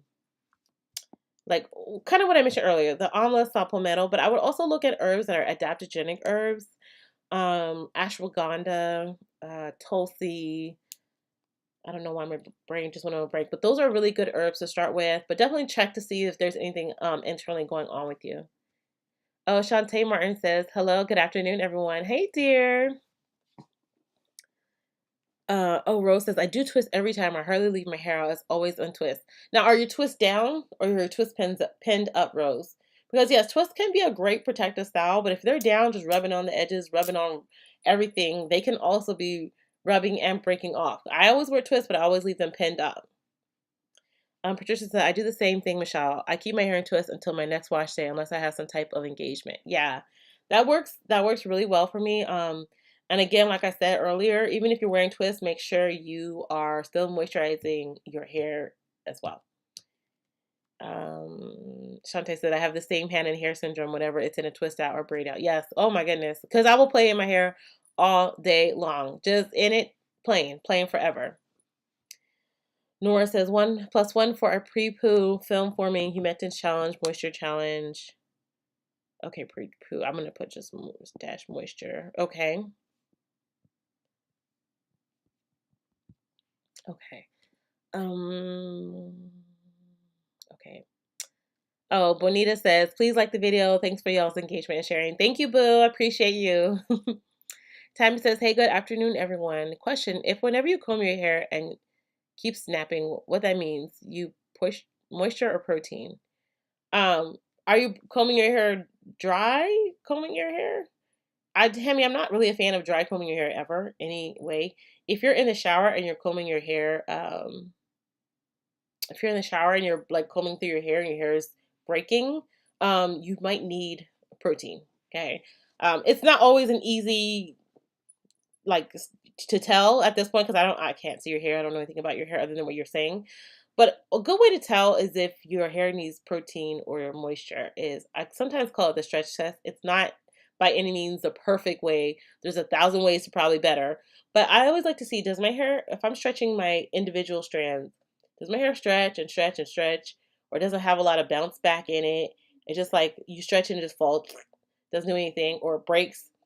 Your hair might need more protein. Now, if if you immediately touch your hair and it breaks off, you might need more moisture. But let me tell you one thing for sure. Dry combing your hair is definitely going to lead to some type of breakage because the way our strands are, right, the coils, I'm doing like this, it's more like this. Or some people have S. I have an S shape up front. Um, that's just really going to lead to a lot of breakage combing your hair like that. Not a fan of that. The only time I comb my hair is when it's wet with deep conditioner and I'm detangling my hair. And usually it's, again, either in the shower or out of the shower with my deep conditioner or whatever your detangler is, combing your hair then. Nika says, protect your ends challenge. Yeah. I definitely do like that idea, like the length retention or protective style, protect your ends. I like that.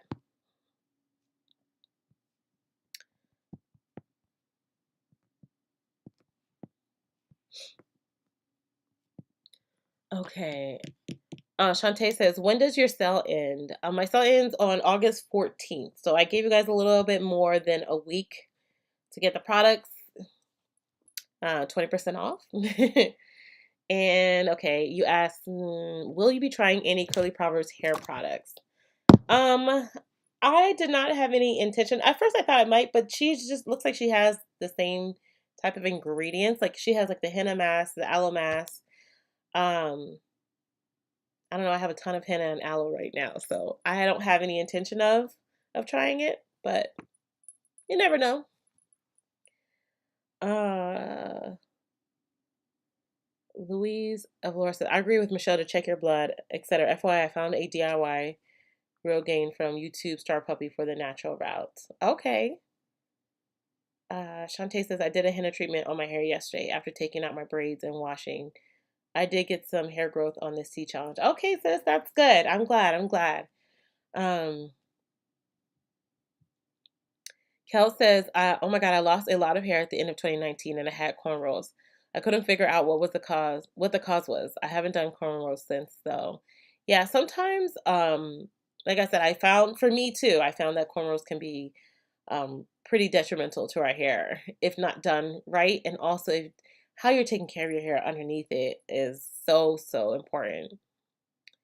Shantae says, I like to protect your ends challenge with the retaining length and moisture. Okay, okay. Janine says, I'm late, but I made it. Your hair is so cute. Thank you, ladies.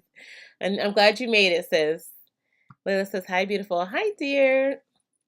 Sherry says, I wanted to let you know I purchased the Encyclopedia of Herbal Medicine. It is knowledge overload for me, so I'm going to happily read a page a day. Thanks.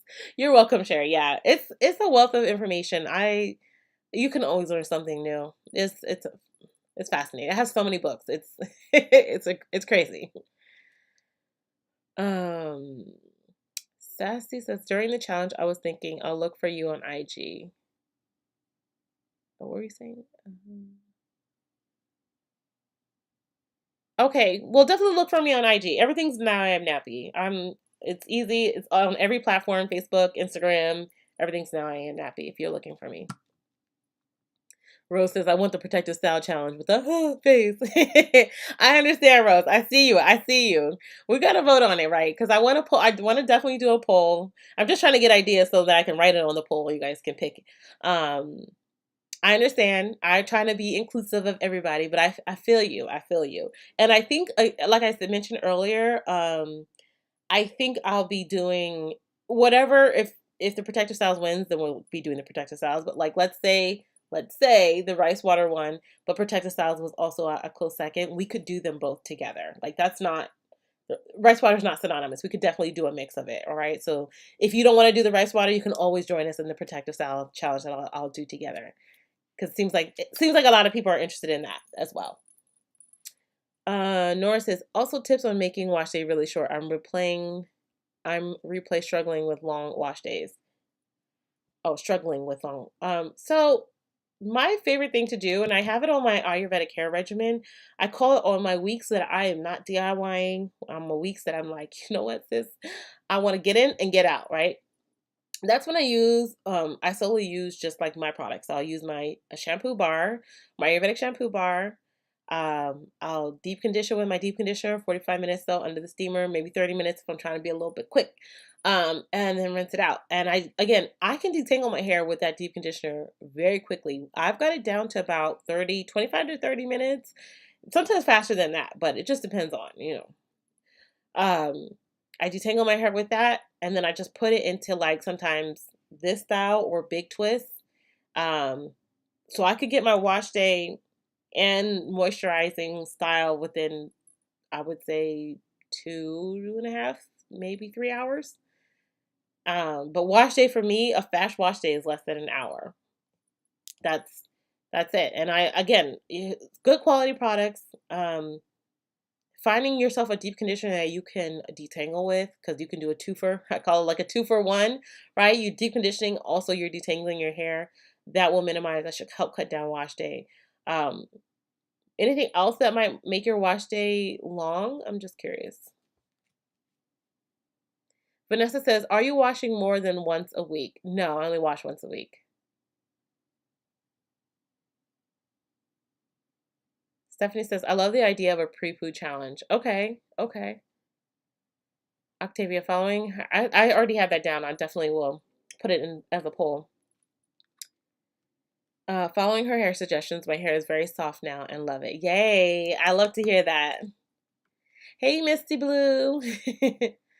Patricia says, "Do you have a recommendation on what leave-in, what I can use? What brand? I do use heat on my hair to deep condition, but I need some good brands for moisture. Been natural 11 years." My brand, sis. I'm gonna drop my brand in the chat. So I am having a 20% off sale. I have a leave-in, deep conditioner, shampoo, oils, butters, moisturizers. I have it all. So definitely check it out. Code.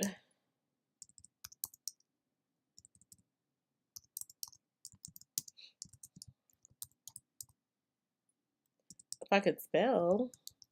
There we go. Oh my goodness. Let me tell you, typing with these nails, it's not it. Okay.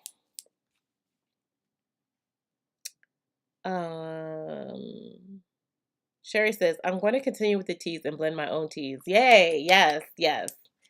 Lois said, "Thanks. I did get blood work done. Everything was good. Okay, the only problem they found was my cholesterol level was a little high. The dermatologist did say I might have male pattern baldness." Okay, Louise, look at my week 2 of my tea challenge, okay? Because I talk about herbs for male pattern baldness. But basically, you want to look at like green tea, black seeds, and amla, saw palmetto. But really, I know for sure the green tea, and it helps fight the high DHT production, which is can be a cause. I don't know if it's your particular cause of male pattern baldness. You want to take that and use that topically on your hair to help slow down that process. Also, the black seeds also help to fight DHT production, which is common in male pattern baldness as well. So check that out. Other things too that are not like herb related, but onion juice.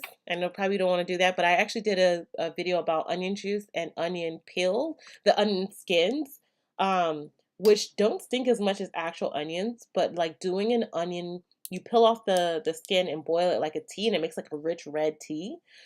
Using that really helps to block the excess DHT production and can minimize hair fall like amazing. So yeah. And I have a video on the onion juice, just in case, if you're wondering. I show you how to make like a regular onion juice with the onions, obviously, but then the onion peels, which actually have more properties and powerful properties. So, y'all, don't sleep on that.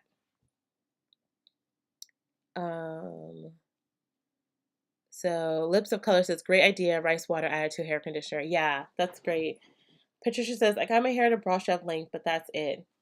Well, if you can get your hair to bra strap length, sis, then you can get your hair longer. And you're right. I think having a really good regimen, just being consistent with it at this point is probably your key. Also probably just matter of like leaving your hair alone. I think all of us, and I don't know about y'all, but I used to always have my hands in my hair, keep my hair out, keep doing different styles with my hair. I was I was always cute, okay? I was never missing a beat, and it just was too much manipulation for my hair. And someone said something to me a long time ago, and I never really thought about it till more recently. At each stage of your hair, whenever your hair grows to a new length, you have to do something that you've never done before to get your hair to the um, next hair.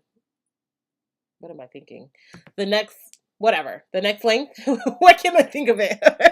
But to the next level, right?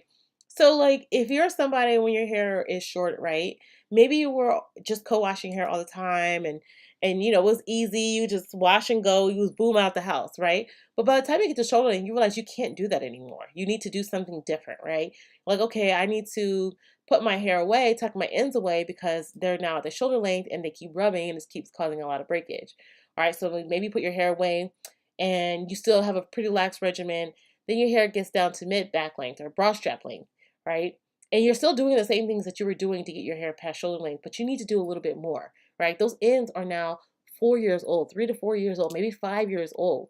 They require a little bit more sealing. They require a little bit more attention. They don't require you ripping through your hair, right? So at each level, your hair just requires a little bit more. Now, a little tweaking. It may not, you don't may need to redo your whole entire regimen, but just maybe you need to seal your ends a little bit more and keep your hair up and out of the way. Maybe you need more protein treatments, right? Maybe as your ends are, as your ends age, they're of course they're going to be more brittle, more prone to breakage. So maybe for you, you need to use protein treatments every 4 weeks or every 3 weeks, right? It doesn't have to be some magical big thing, but sometimes as our hair reaches its next length, it just requires us to do something we haven't done before. Um, Deborah says, "Hello, Michelle. We literally have the same hairstyle." Yes. But yes, rice water challenge sounds fun. I make my flaxseed gel using rice water. Oh, that's good. And yeah, see, I think like sometimes when people think about rice water, they think of it only one way. And as I mentioned before, you can use rice water in so many things as the base of your treatment. So as the base of your herbal mask, as the base of your flaxseed gel, adding it to your shampoo, adding it to your deep conditioner. Like there's a lot of ways you can use it. Misty Blue says, I tried the amla tea for my shedding this week. It was still pretty bad. I used it 3 times during the week. All right, for the shedding, I would recommend drop some green tea in there, Misty Blue. Try some green tea for the shedding. Valencia says, hi all. Hello, dear. Oh, Jesus, I scrolled up too much.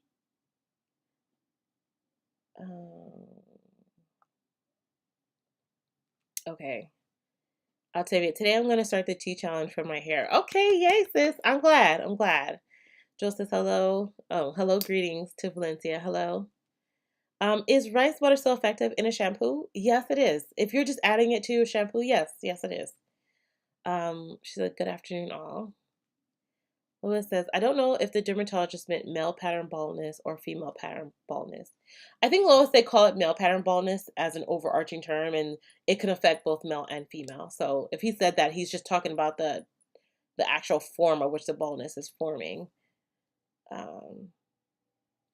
Cheeky says, I'm just catching up on your videos. I too am anemic. What product would you recommend for my thinning? Cheeky, I'm going to highly recommend first, and this as somebody who suffered from anemia for continue to, you really, really, really have to get your iron level up because there's nothing I can truly recommend until your iron level is back to where it needs to be. Because all the stuff I can recommend to you are going to help just temporarily, like they're temporary fixes. The biggest thing when it comes to iron anemia, if you have iron anemia, I don't know what type of anemia you have. If you're iron anemia, you have to have your iron stores completely full in order for your hair to really start growing in thickness. Now, it's not, and I said this, I think 1 week where I said it's not a direct correlation to say if I'm taking, I don't know, I'm going to throw wild numbers out here. Don't listen to anything as factual numbers. I'm saying if I need my iron stores to be at 100% full, right? 100% full. Me taking 20 or 50 milligrams of iron a day doesn't mean that, okay, within 100 days, I'll be at full iron stores. There's not a direct, from what I can see and what I've read, there's not a direct correlation by how your body is going to utilize that particular iron, okay? And it's because it depends on how low your iron is. It depends on how your body is going to decide what is most important before it decides to give it to the stores. The only time the iron gives it to the stores is when your body is whatever your body decides that it is not worried about the intake of iron. It's basically saying like, all right, we got to use this up because we don't know the next time we're going to get enough iron, right? And your iron is what pumps to your blood. It makes everything live, makes you live, makes you makes you be able to be have proper functioning organs and everything. And so your body at this point is just when you're iron anemic, your body, anything you take, your body's going to immediately use it for its highest function, whatever it's need the most. Maybe for your heart, maybe for your liver, maybe for whatever. It's not going to store it until it knows it has enough to store. So once your body decides, okay, she's going to continually give us enough iron on a regular basis, then we're going to decide to fill the stores. And it takes a while to fill the stores. It's not like a month. I think for me, I didn't really see improvement for almost about 6 months before my hair decided to really improve. Now, of course, I can recommend all of those herbs that I kind of mentioned to her earlier. You can look at your amla, your saw palmetto. Those things can help. I'm not saying that they can't help, but really, if you don't have your iron stores where they need to be, it's gonna just be it's a hard game to play. One of the herbs that I'm taking right now is the Gaia herbs liquid iron. But I highly recommend, depending on how anemic you are, if you're iron anemic, asking your doctor to kind of give you that boost because they can help you out to get to a higher level iron place before by just taking other than just taking regular, supplements. I'm sorry that was a long process, but like it it's something that we really need to talk about a lot in our community because I feel like I talk to so many Black women. They're like, oh, I'm iron anemic or I'm vitamin D deficient. And I feel like your doctor just says that and then sends you on your way and you're like, wait, like I still need help. Like, what can I do? And yeah, that really does impact our bodies. It really impacts our hair, our nails, just everything. So yeah. Sorry, I know I went on a tangent. But so what herbs can you do? You said, oh, what product would you recommend? I always recommend herbal infused oils, but again, that's like I said, that's just a temporary fix for a deeper issue. And herbs like amla, fenugreek, rosemary, nettle, saw palmetto. Yeah. Tammy says, no, I'm not talking about combing it dry. I mean when the hair is wet and it keeps snapping. The hair is wet and it keeps snapping. I'm thinking. Um, if your hair is wet and it keeps snapping, you might need more moisture. Is your deep conditioner really moisturizing for your hair? And is it stretching, and then snapping, or it's just like snapping right from the jump? Snapping. If it's snapping right from the jump, then that's definitely a moisture problem. If it's stretching, and then breaking, that's a protein problem. That means you need more protein. Z Baby says, length retention and protect your ends challenge. Genius. I see what y'all doing there. Nika says, every time you say your wash day times, it just makes me sigh. Well, Nika says, if I had hip length hair, my wash day probably would not be that, my wash day probably would not be that short, but you know.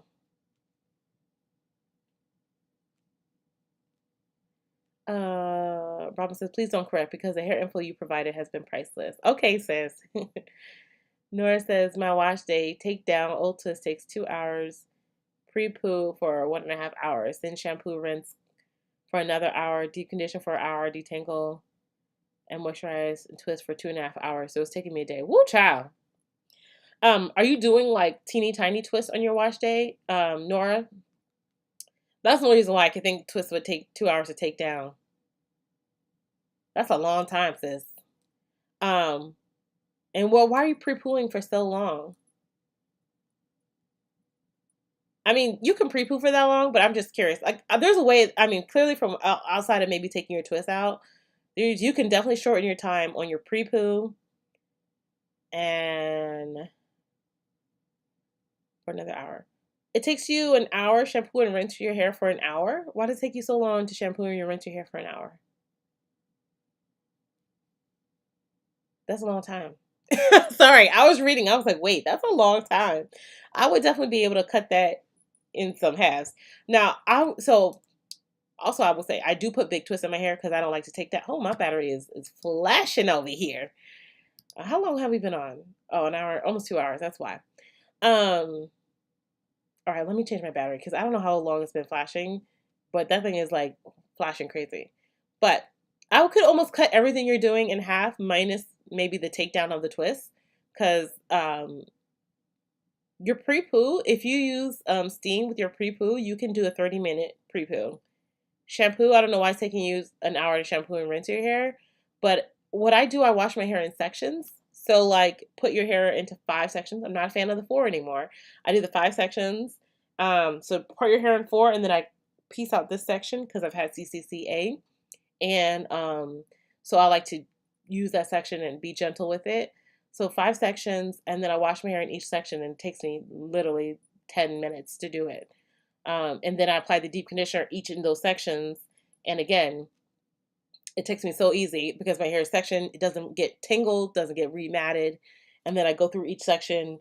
I mean, literally takes me 5 minutes per each section to detangle, and sometimes less than that. And yeah, and then I of course, then I deep condition with steam for about 30, 45 minutes max. Um, Let me change my battery. Oh Lord, now which one is charged? Wait, let me see.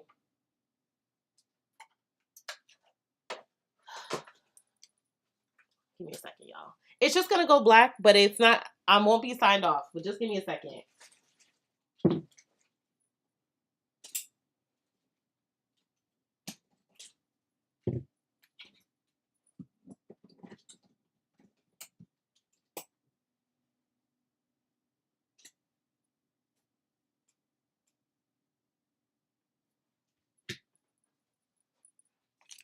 Are we back? Okay. All right. Let me go charge that battery in a few.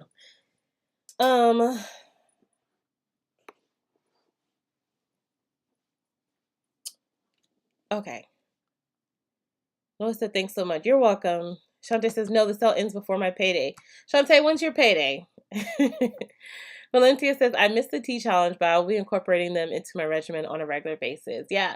And says, Valencia, you can always go back and do the tea challenge. Just because we're technically not, doing the challenge, it's there. All of the information is there. So yeah. And again, like you said, I'll be incorporating them back in my regimen too. So I'm with you on that. Joy in the Morn says, which do you prefer, transitioning or big chop? So honestly, it's going to depend on your life. Because I'm going to say this because I transitioned for 6 months and then I big chopped. Um, so transitioning can be good if somebody is not ready to let go of their relaxed hair. Also a way for you to mentally prepare yourself for the big chop, or for natural hair. Um, For me, and I'll say this, for me, my relaxed hair was it's pathetic. It was the epitome of stringy hot mess madness. Okay, and my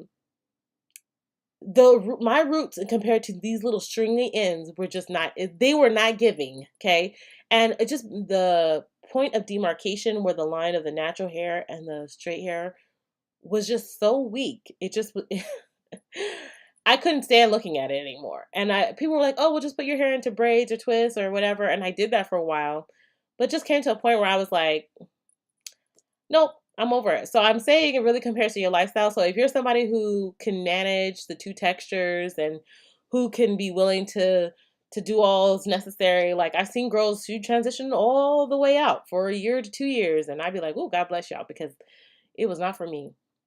Also because my relaxed hair was so weak, and so because I have fine strands and the relaxer just did me no did me no nothing good.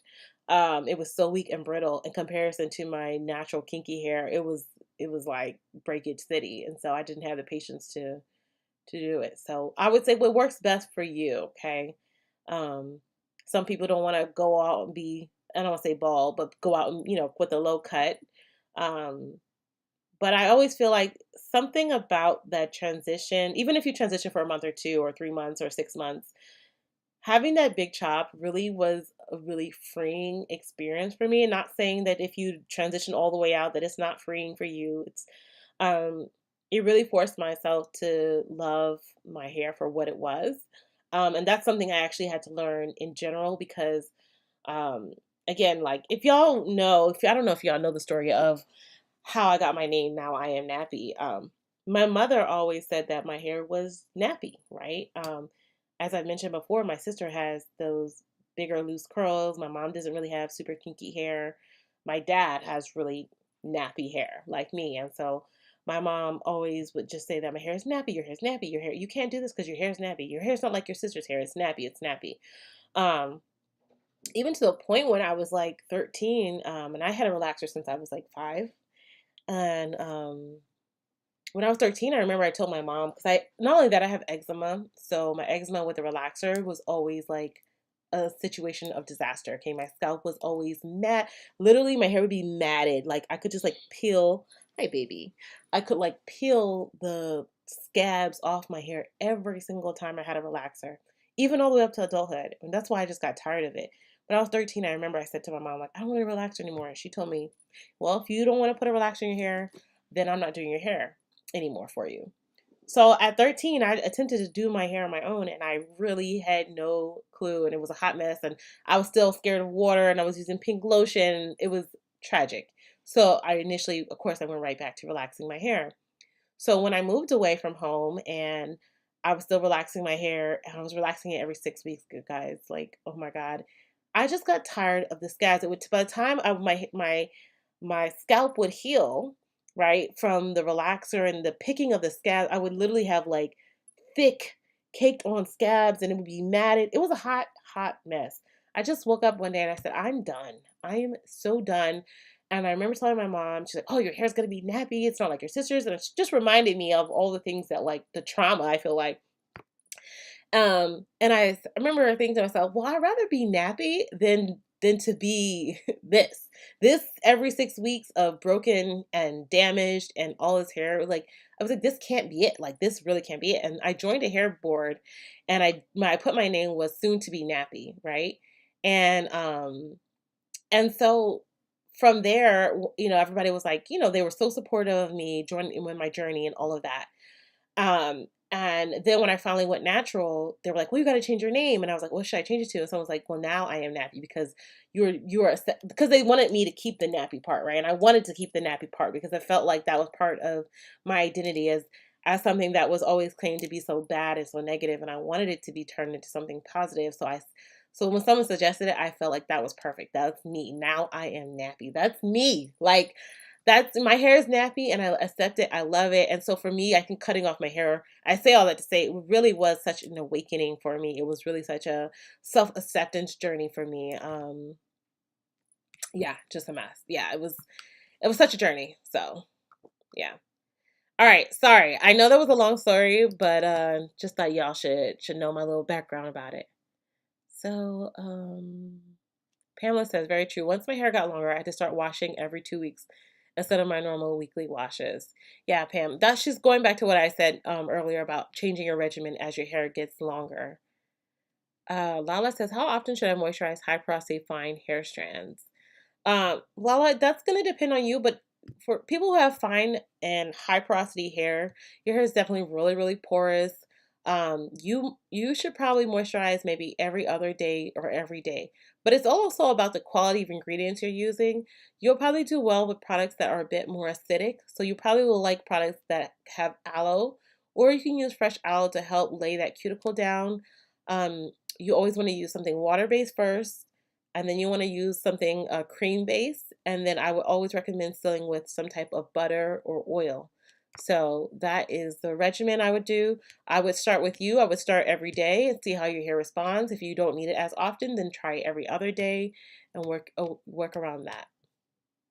Nika says, "Oh my God, yes, you get a whole new head of hair every year, and that's how its own, and it has its own attitude and does its own thing. Why can't it just behave? Yeah, it's it's so true. It's so true." Nora says, what oils, butters are best for sealing and moisture for low porosity hair? So it depends on, but I like for my hair, I like almond oil. I like castor oil, extra virgin olive oil. Those are oils that still can allow moisture to also still enter your hair, but also to help lock in some of that moisture. Valencia says, it seems like my hair growth is at a standstill. Valencia, your hair growth is probably not at a standstill. It's probably that you're not retaining length. Um, a lot of people, and this kind of maybe goes back to why we clearly need to be doing a length retention, some type of something challenge. That is probably the biggest issue for most of us here. Outside of, again, unless you have some type of medical issue or hormonal issue or something going on internally, our hair is pretty much always growing. We're just not retaining length, okay? And so that's all about your techniques, whether your hands are constantly in your hair, how often you're putting your hair away, moisturizing it, and having that strength, proper moisture and strength balance. So maybe we definitely will. I feel like regardless of what we do, I'll definitely include some form of a protective style or length retention part of the challenge, because it seems like this is like, um, a common theme. Tammy says, this is not a challenge, but can you make a video that relates to only people with dry hair and scalp and how to keep it moisturized? So that'd be like a moisturizing video. Tammy, I actually kind of have a video like that.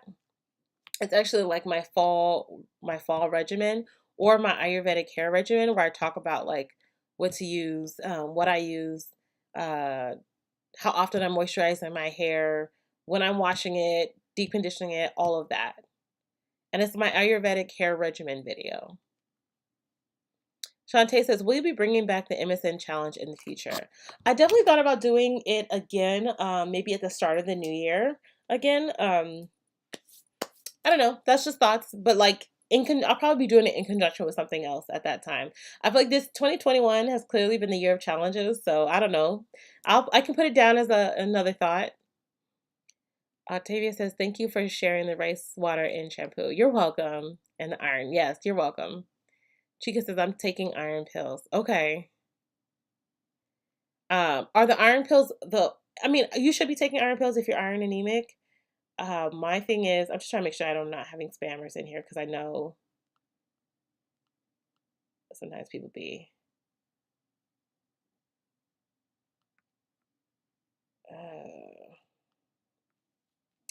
Okay, sorry. I just wanted to see, because I know I was talking for a while, and so. Okay, so we do have a spammer in here. Let me.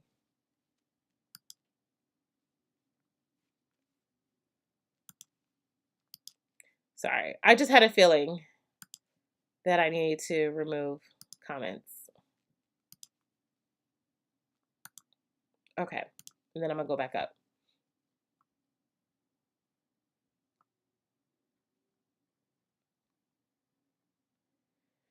Oh, Lord. Okay, sorry, y'all. Okay. Miko says, those buns, though, I love them. Thank you so much, sis. Jackie says, hi, Michelle. Could you please suggest any herbal tea bag rinses I can use in my hair monthly to strengthen my hair? Many thanks, Jackie. Jackie, if you check my hair tea challenge, I have a whole bunch of teas you can use.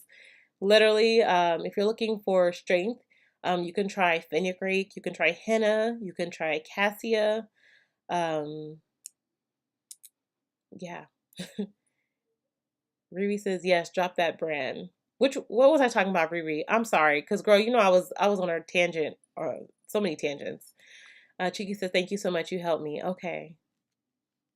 Nurse Organics, did you say if the hair is breaking a lot, that means it's a protein problem? Yes, it can be. It depends on when it's breaking. But yeah, if you're touching your hair and it's like breaking often, like just breaking, yes, then more than likely you need protein in your hair.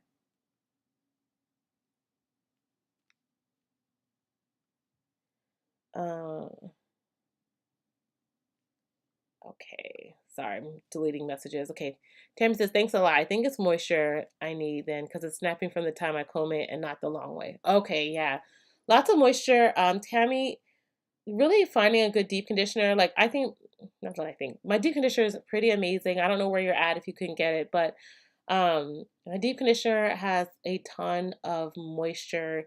It is like layers of like moisture and tint to help those of us who have suffered from dry hair. Jelly says, "How bad was your CCCA?" Oh, sis, my I literally had like all of this, and it's funny because even to this day, that this section of my hair is still very weak and very fickle. Right, it's not as strong, and that's why I section it off. Um, it was broken down to whatever, and then it would grow, and it would just grow like this much for forever, and then just break off again. Um, my iron was bad. They wanted to give me blood transfusions. I actually passed out in the street. Um, I didn't even know my iron was that low, and everybody was like, "Oh, didn't you? Why haven't you so tired?" I'm like, "I'm always tired. Like, what do you mean?" Um, but like my iron was really bad, and my CCCA was. I mean, like I didn't even notice it. Like I knew my hair was thinning, but like I don't know. I wasn't paying that much attention to it. I don't know. Sometimes I'd be thinking where my brain was at. I was doing 100 other things, but it was bad, and it was bad for like I would say like a year, and it took me about 6 months again to get my iron under control and to get my hair to grow back.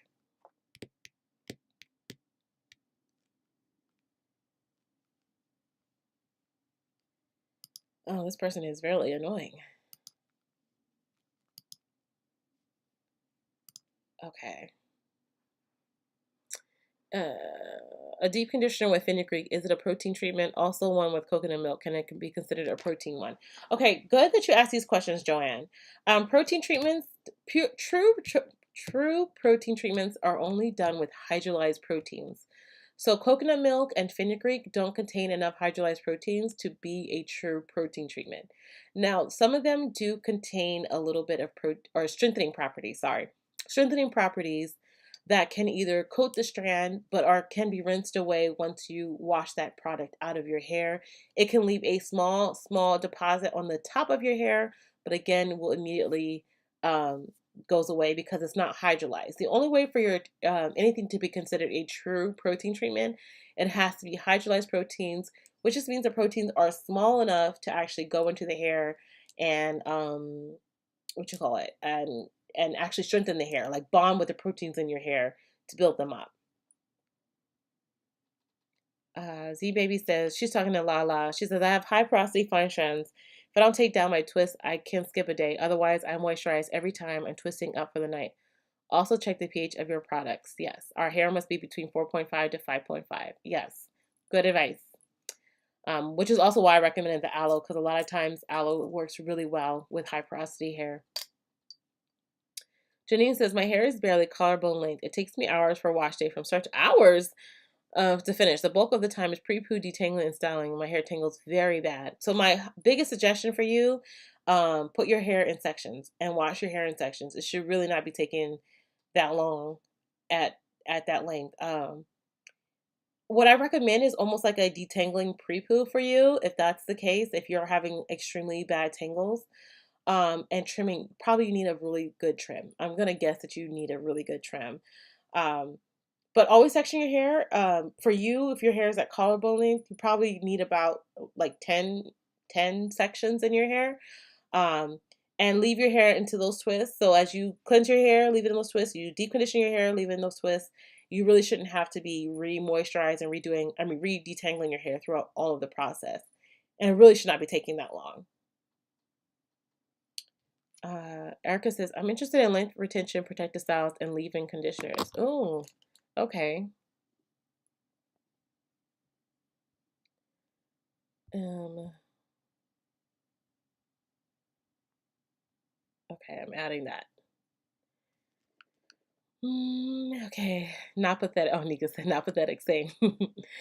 Shantae said, the 17th. I love that deep conditioner and shea butter. I want more products. I'm an Ayurvedic junkie.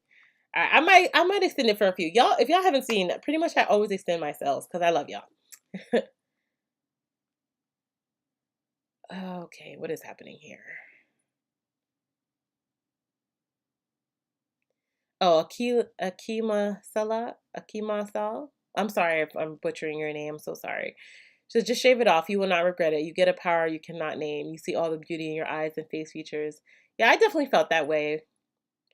Nora says, so I wash every 2 weeks or 3 weeks because wash day is so long. So no, I think every time you wait, the longer you wait in between wash days, and this is just my personal take on it, the longer your hair gets, sometimes the longer it can be because the tangling and the matting can be worse. Um, so are you using tiny twists? I said teeny tiny twists when you twist your hair for those couple of weeks? Um, I'm just curious, like the size of your twist, because sometimes that does matter. Because you said it took you 2.5 hours to take down your twist, and I'm like, wow, your twist must be really small for it to take down, for it to be that long. I mean, I literally take down my twist in 15 minutes because I also leave big twists in my hair. They're they're not the prettiest, but they serve its purpose. I just pin them up into a little updo every day. Let's see. Nora says, what oils, butters are best for sealing and moisture for low porosity hair? I think I answered that. I would recommend avocado, sweet almond, castor oil. I love shea butter and pure raw shea butter, y'all. Not refined butter, unrefined raw shea butter. Mango butter too. And then also do easy to wash and go. Yeah, when your hair is short, it is definitely easy to do a wash and go. All right, just blocking some more comments because Nora says, I grew up overseas in an African country and relaxers were banned in school. So I had natural hair growing up. Oh, sis, I wish. I wish. Z Baby says, I want to cry that she told you your hair was nappy. Yeah. Mommy Best YouTube channel, and I love the channel. I'm a subscriber of the channel. Thank you, dear. Nappy is perfect. Thank you. Thank you. Demi says, I transitioned for 9 months. When I cut off those ends, I looked down and was horrified to what I was holding on to. It was a dead mess. Yeah. A lot of us are. So sometimes we just hold on to things that we should just let go. I was relaxed, especially for my job appearance. I changed it and it was okay to be natural. Yes, yes. It's definitely okay to be natural. It really is a journey sometimes of self-acceptance. It's like we have to accept it in order for everyone else to accept it. If we sit here holding back, it's hard for anyone else to love it if we don't love it ourselves. Tammy says, sweet story to your natural hair. Thank you. Black Pearl says, oh my God, girl, me too. I couldn't sit too long because my eczema was so bad and so my scalp was burnt. But my hair wouldn't take the relaxer. I put my foot down at 16 and said no more. Yeah, yeah. I always, for those of us who have any type of scalp issues, conditions, dermatitis, eczema, that and relaxers is just like the recipe for disaster. And scalp issues further down the road. Like, seriously. Octavia said, proud of you to set up and change your hair for you. Yeah, thank you. Charmaine says, hi from Philadelphia. I cannot use tea in my hair. It causes my hair to be dry and brittle. Philly has hard water. Since I'm from Philly, if you notice in all of my videos, I actually use distilled water because I do agree. I think Philly does have some hard water, but yeah, definitely try it with distilled water. Also, each tea that I did is different. Some teas might still be a little bit too strong. You might need to dilute it to a proper pH. But also you can try some more moisturizing teas like the marshmallow root, maybe the hibiscus or slippery elm. You might like the fenugreek tea. There are definitely other options, but also always use distilled water. Okay, let me block this person. Okay.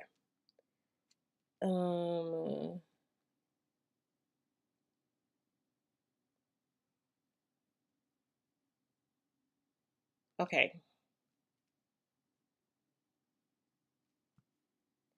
Oh, she said, please live the hairs freely. You look beautiful when you live your hairs free. Oh, well, today I'm protective styling, dear. This is what we getting today. Just these little buns.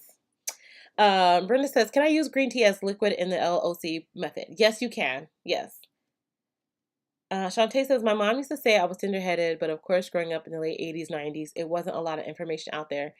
and she put it just for me in my hair. Yeah, Shantae, same with my mom.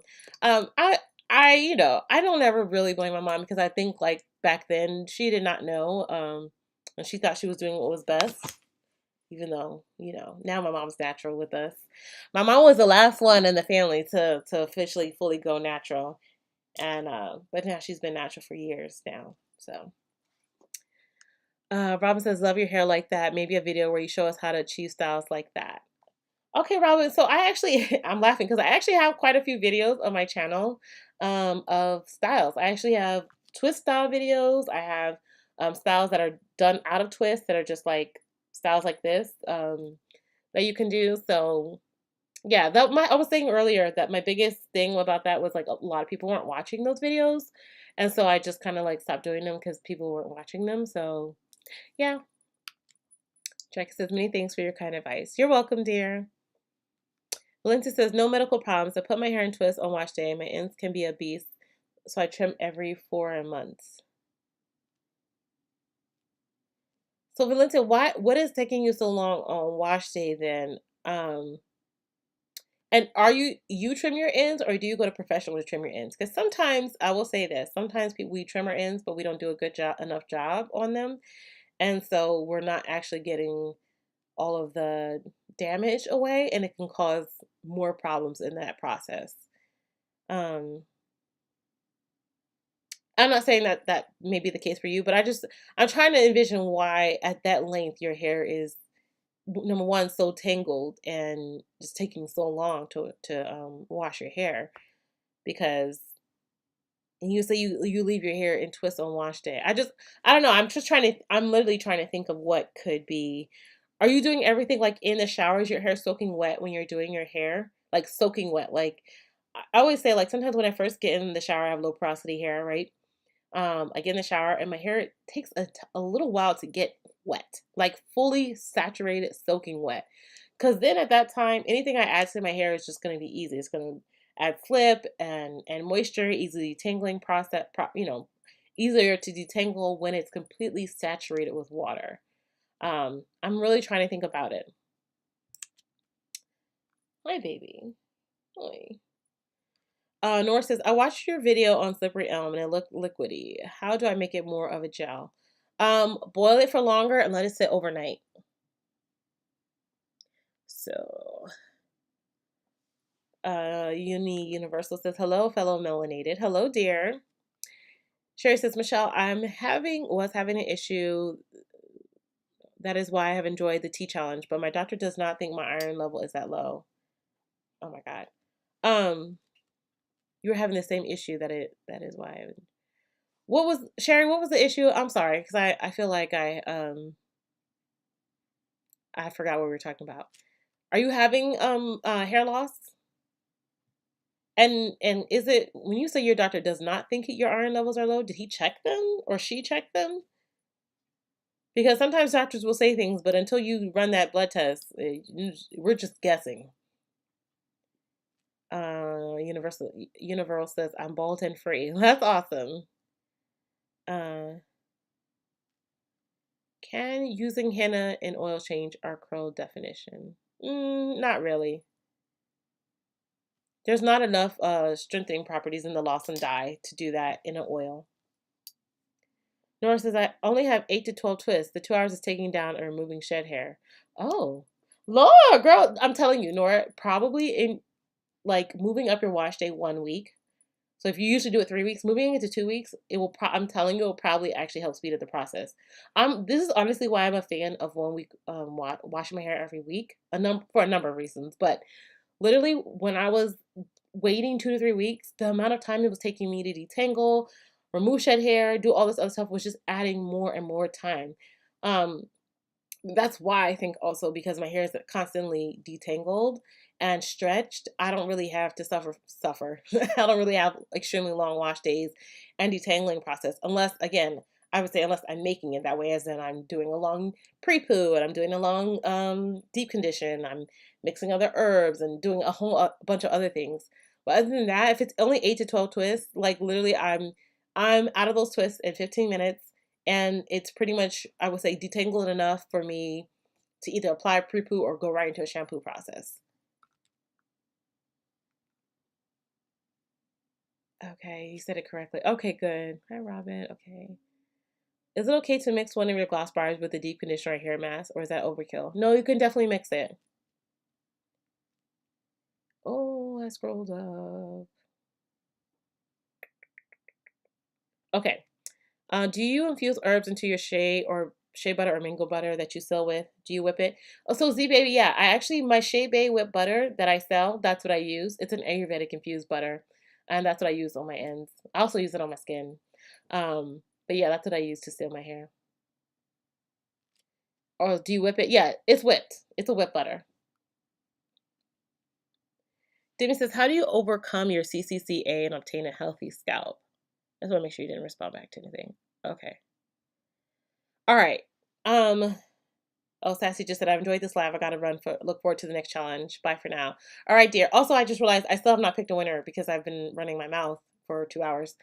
All right, let me get down to this and then I'll pick the winners for the giveaway because I'm sure that's why some of y'all were here in the first place.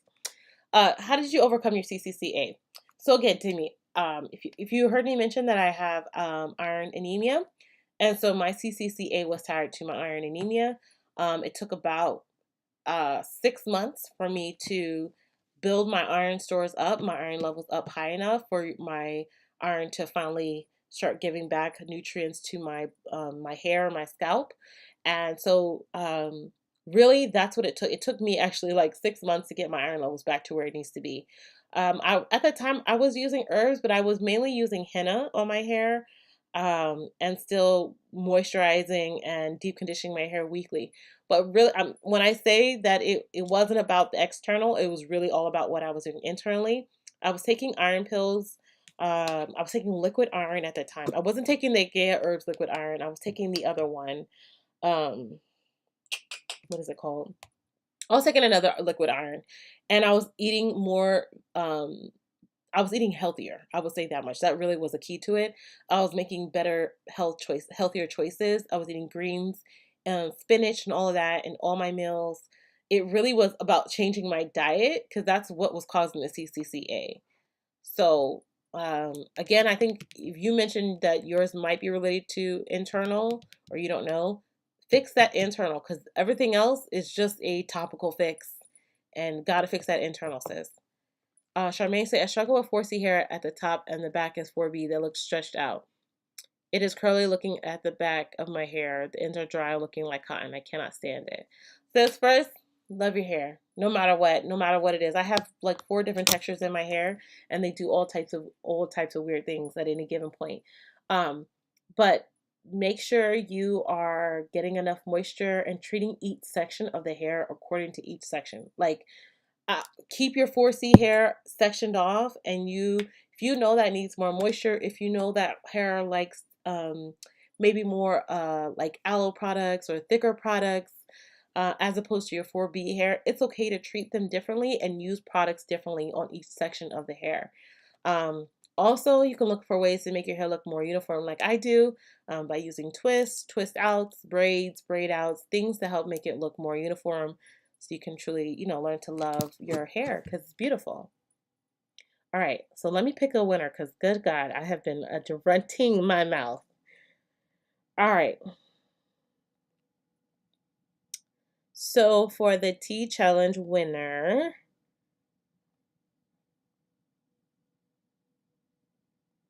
is going to be Ebony Naps, and this was for the entire line, the Oat Now collection. I don't know if you're still on here. Is Brown and TT still on here? She's a winner for Instagram. Now I'm going to pick a winner right now for YouTube. YouTube. Okay, we're going to put in the last video. I'm sorry, because I know I should have did this earlier, and I was running my mouth. Okay. Here.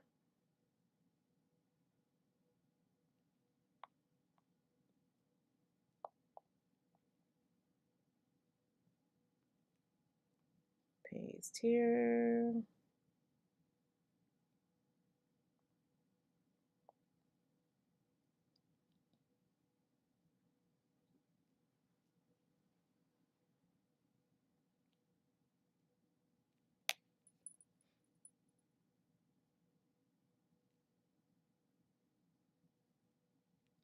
Okay, so it's Erica. It's so funny because I don't know if she's still in the chat here. I'm gonna message her if she's not, but it's Erica Phillips Stewart. I don't know if she's still here, but she won. So Erica Phillips Stewart and Ebony Naps are the winners of the challenge, and that is the entire Oat and Aloe collection. All right, let me go back up and answer these last bit of questions, and then I'm probably going to head out. Um, Shantae says, same. I have two sisters, and all three of us were natural, and my mom was too afraid. Yeah. Z Baby says, Valencia, don't trim them, pamper them, just sending love. Shamir, to go natural, her hair was thinning with perms. We told her stop waiting, and now her hair is thick, long, and flourishing. Yeah, same. Shantae, my mom's hair is so pretty and thick now. Like every time she sends me pictures, and she likes to wear like the big like curls, and her hair is so pretty. But she was the last.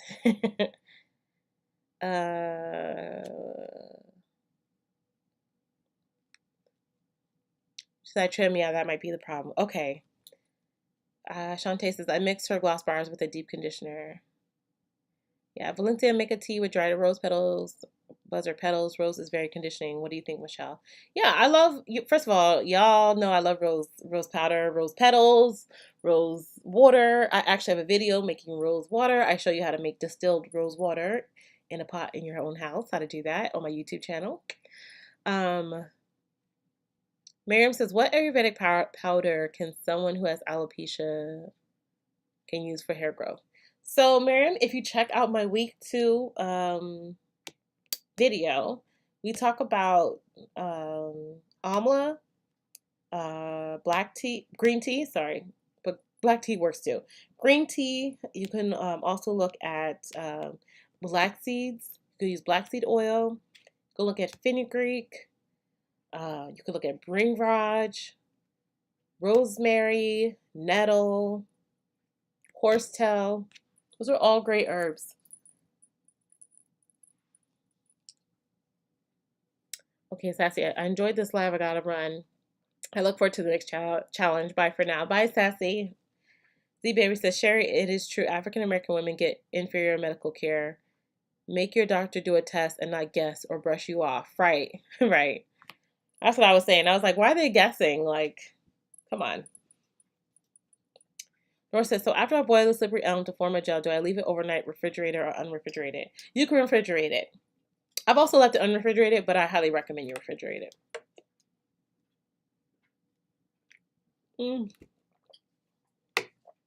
Okay, Misty Blue says, have you seen henna be too strong for some hair?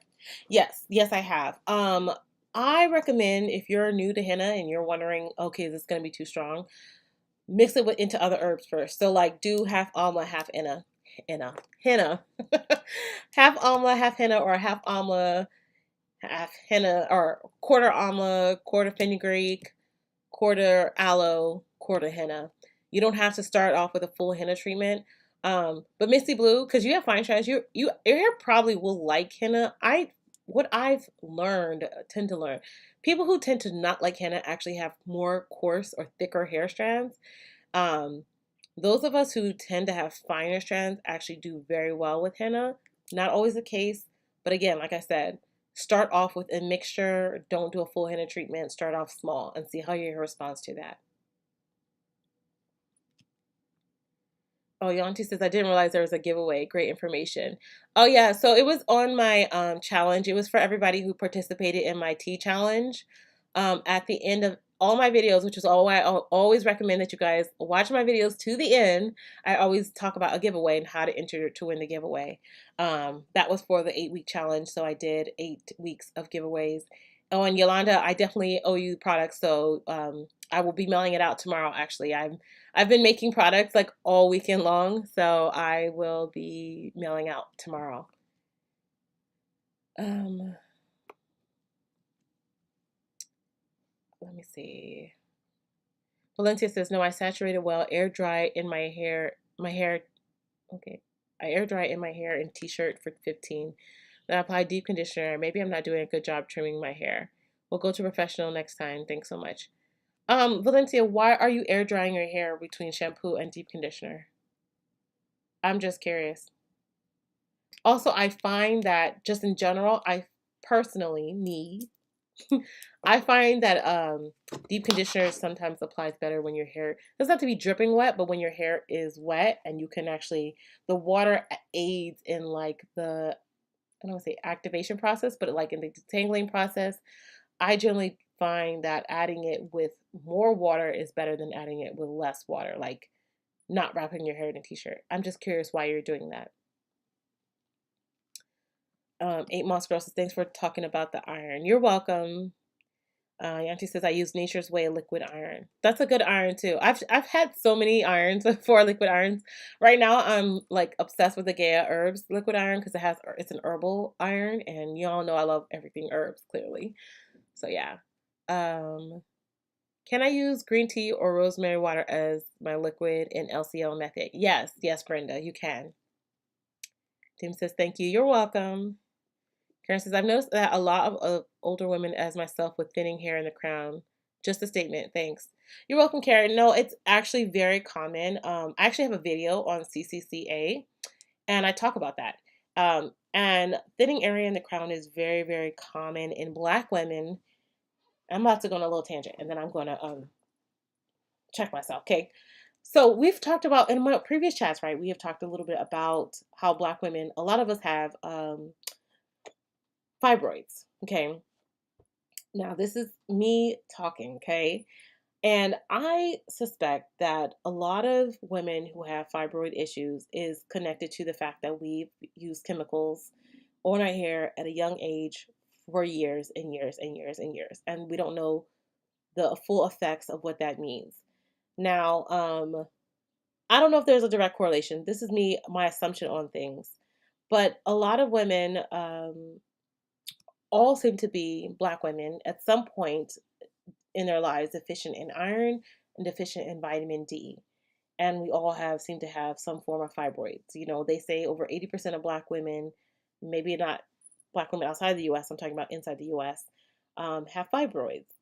Is there a direct correlation in that? I don't know. But why does that always seem to be the case? And I'm using that as in because whenever we have fibroids, whenever you have vitamin deficiencies, it always reflects somehow in our hair and in particular in our crown area, which is why a lot of us have some form of CCA throughout our lives, right? And it may not happen now, but sometimes as we get older, as we age, it starts to happen. Is it because the fibroids are depleting minerals from our body and causing us to be deficient over, extended period of time? Like women also, we have heavy bleeding, heavy periods. A lot of Black women have similar type issues. And I really, really wish there was a study done on, the correlation to young Black girls who got relaxers via pre-pubescent age, right? So I was 5 when I got my first relaxer. Did that impact my hormonal growth? Is that why we all have, not all of us, a lot of us have fibroids? Is that why a lot of us have the same deficiencies? A lot of us have the same iron or vitamin D deficiency, which again is impacted in our hair, and hair loss in the crown area is why I'm connecting it all together. So Karen, I mean, I know you're just making that statement, but like I feel like that is such a common common theme for that.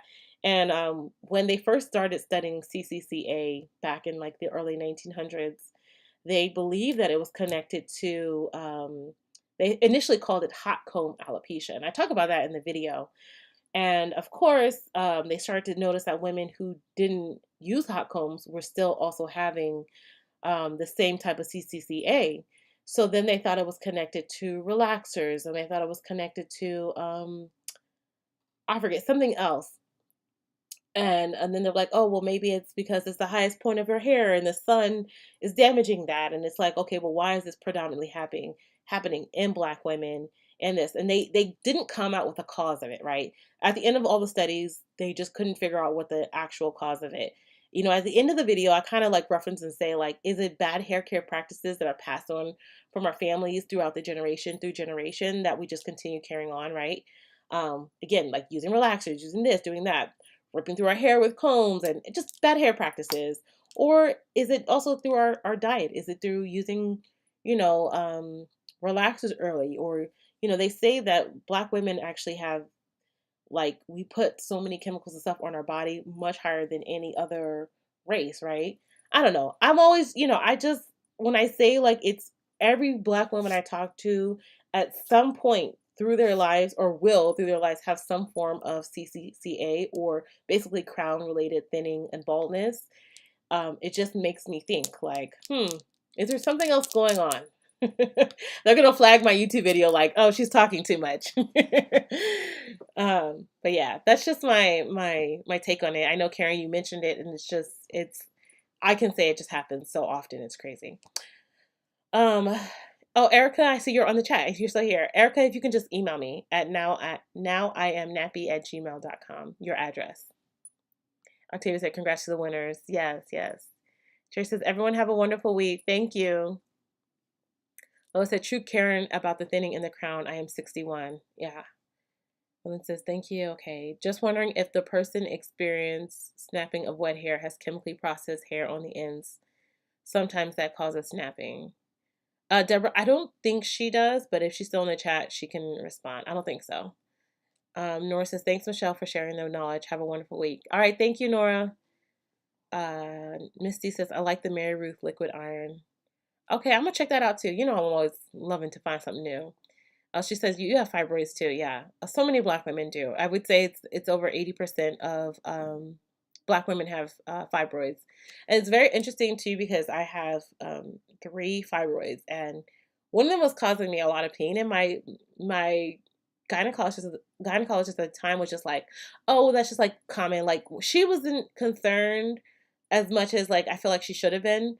But she was just like, oh yeah, but 80% of Black women have it. It's like nothing. Like she's like, basically until it's like so painful, then we'll like consider taking it out. And it's that lackadaisical attitude that they have about Black women and Black women's pain and Black women issues that it always bothers me, right? It's always like a non-factor to them. And it's like, yeah, but I'm suffering, right? And who knows what other issues it's causing. That's another live maybe. All right. Let me go back because I'll be on another tangent. Chloe says yes, Gaia is a good liquid iron, and Floridex. Yes, that's the one I used to use. The Floridex Flora Vital Iron plus herbs too. Interesting correlation between chemical usage on the hair and fibroids. You may be onto something there. Yeah. Patricia says I have aloe vera powders and almond powder. How can I use that to get my hair soft and with moisture? So you can do a mask with that. You can use your aloe and almond as a mask, you can use like a tablespoon of each and use it as a mask. You can add a tablespoon of each to your deep conditioner and use it to help moisturize and soften your hair. You can put the aloe vera into like a tea, make a tea mixture out of your aloe vera powder with distilled water onto the aloe vera powder. Spray that on your hair to help add some moisture. Tabitha says, I feel you are on track with fibroids because what you said was true of me. Yeah. So I'm telling you, it's true of so many women. It's crazy. Yanti says, yes, I think it's connected because of the toxins that are absorbed in our bodies. Yeah. Marie says, I have CCCA issues too. Yeah. Oh, Doreen says, I can't remember or not whether your competitions are open to people outside the US. Yeah, they're open worldwide. Whenever I do a challenge, and I'm doing something, it's open worldwide. And I'm just picking whoever. I'm literally just going into the a comment picker and picking a winner. Now for Instagram, it was only like 3 people or 4 people who tagged me on Instagram, so I just picked a different one each week. So that was easy. But for YouTube, when I have like 100 comments, I do a comment picker. So I'm not picking like, oh, she's in the US, I'm only using her. It's open to anybody.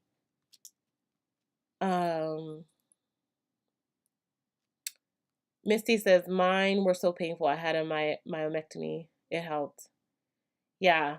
I still have mine. I have one that's the size, it's a little bit larger than a golf ball.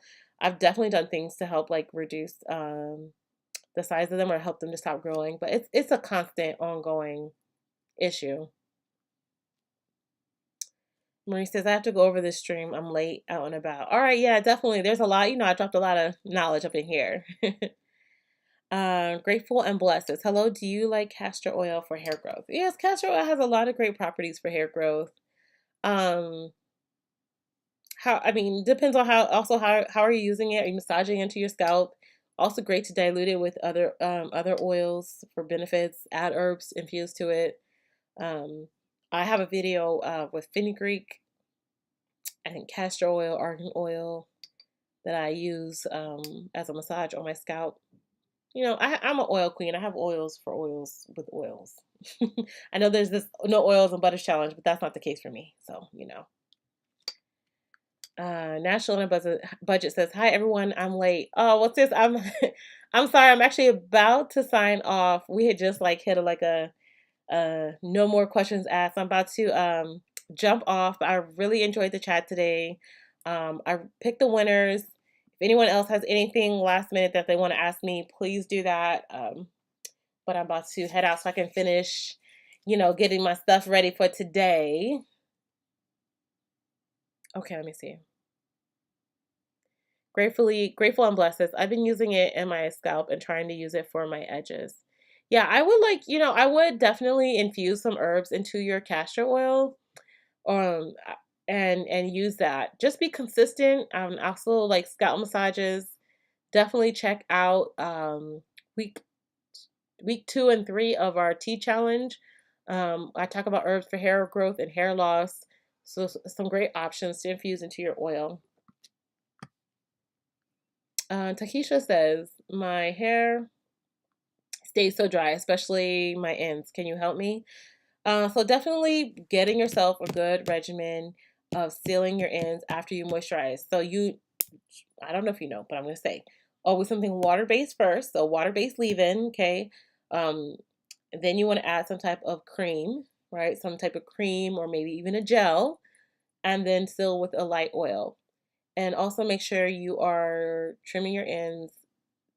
You don't have to trim often, but trim to make sure your ends don't have split ends. They don't have single strand, severe single strand knots. Now, some of it is inevitable because our hair is naturally curly and it's going to do what it's going to do.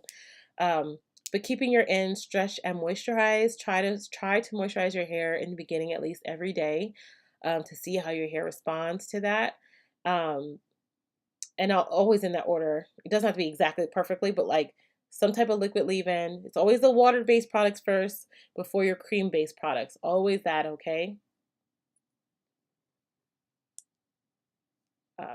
Naturally on a budget says, "Oh dear." Okay, hi and bye. Have a blessed week. Yeah, I've been on for 2.5 hours. I don't know if y'all are sick of me yet. Takesha says, and my edges are coming out. Well, I definitely would look into building an Ayurvedic regimen. And also, are you using braids or twists or some type of wig style that's rubbing on your edges, Takesha? Louis said, thank you. You're such a blessing to us. You're so welcome. You're so welcome. Grateful and blessed has helped prevent my scalp from itching. Thank you for responding. You're welcome, dear. Abby sends me a love. Thank you. This is goodbye, everyone. All right. Bye, dear. She says, I have CCCA too, just learning how to manage my sore scalp. Watch your neem and Tulsi treatment videos. Yeah, those are great, great videos. It's such a process and such a journey. So I feel you. I don't suffer from, Z says, I don't suffer from CCCA or fibroids, but it has occurred in my family. I think you're dead on with the chemicals and relaxers and products. Yeah. Yeah. They really need to do, a study on it and figure out what's going on. Okay. Takesha said, twist or braids, very loose. You might need to just leave that style alone for a while, or don't braid your edges at all, because that, whether sometimes, and I know we like to say if it's too tight, but it's still form of traction alopecia. Maybe you constantly pulling your braids or pulling your hair up and twisting it and manipulating it. Probably need to let it go, let it breathe for some time. You might want to give yourself a nice little scalp massages on your edges. You want to use herbs like amla, saw palmetto, Rosemary, nettle, herbs like that in oil and massage your edges, and leave really like don't put any more twists or braids on your hair. Octavia said, awesome show. You're welcome, everyone. But thank you guys for joining. Thank you for listening to me, chat, supporting me, everything. Oh, okay. Let me see here. Doreen says there are some treatments, especially for fibroids and endometriosis, which can also cause thinning and weak hair in the crown area as well. Yes, it can. That's why I said like sometimes it's hormonal, and it's all due with our hormonal sexual organs, our sex organs. Yeah. Yanti says they did a study on it. One was published as recently as June 23rd, 2021. Well, I will definitely check it out. And that's why I said, like, I know that I can't say there are a lot of studies, but I know some people have been interested in it. And the only studies I saw before were old. So I'll definitely see if I can find that new study. Because you know I love to read, y'all. Oh, Nika says you are loved. Thank you, Boo. Thank you guys. Love you guys so much. I'll definitely check out the study. I'll be doing a poll very soon to see what kind of challenge we will be doing. You guys will vote on it. Yeah, I can pretty much guess what it's going to be. And yeah, thank you guys so much for joining me every week. Love y'all. I will see y'all next time. Bye. Oh, Z Baby says, you are beautiful inside and out. Thanks for living your purpose. Oh, you're so welcome. You're so welcome. I love y'all.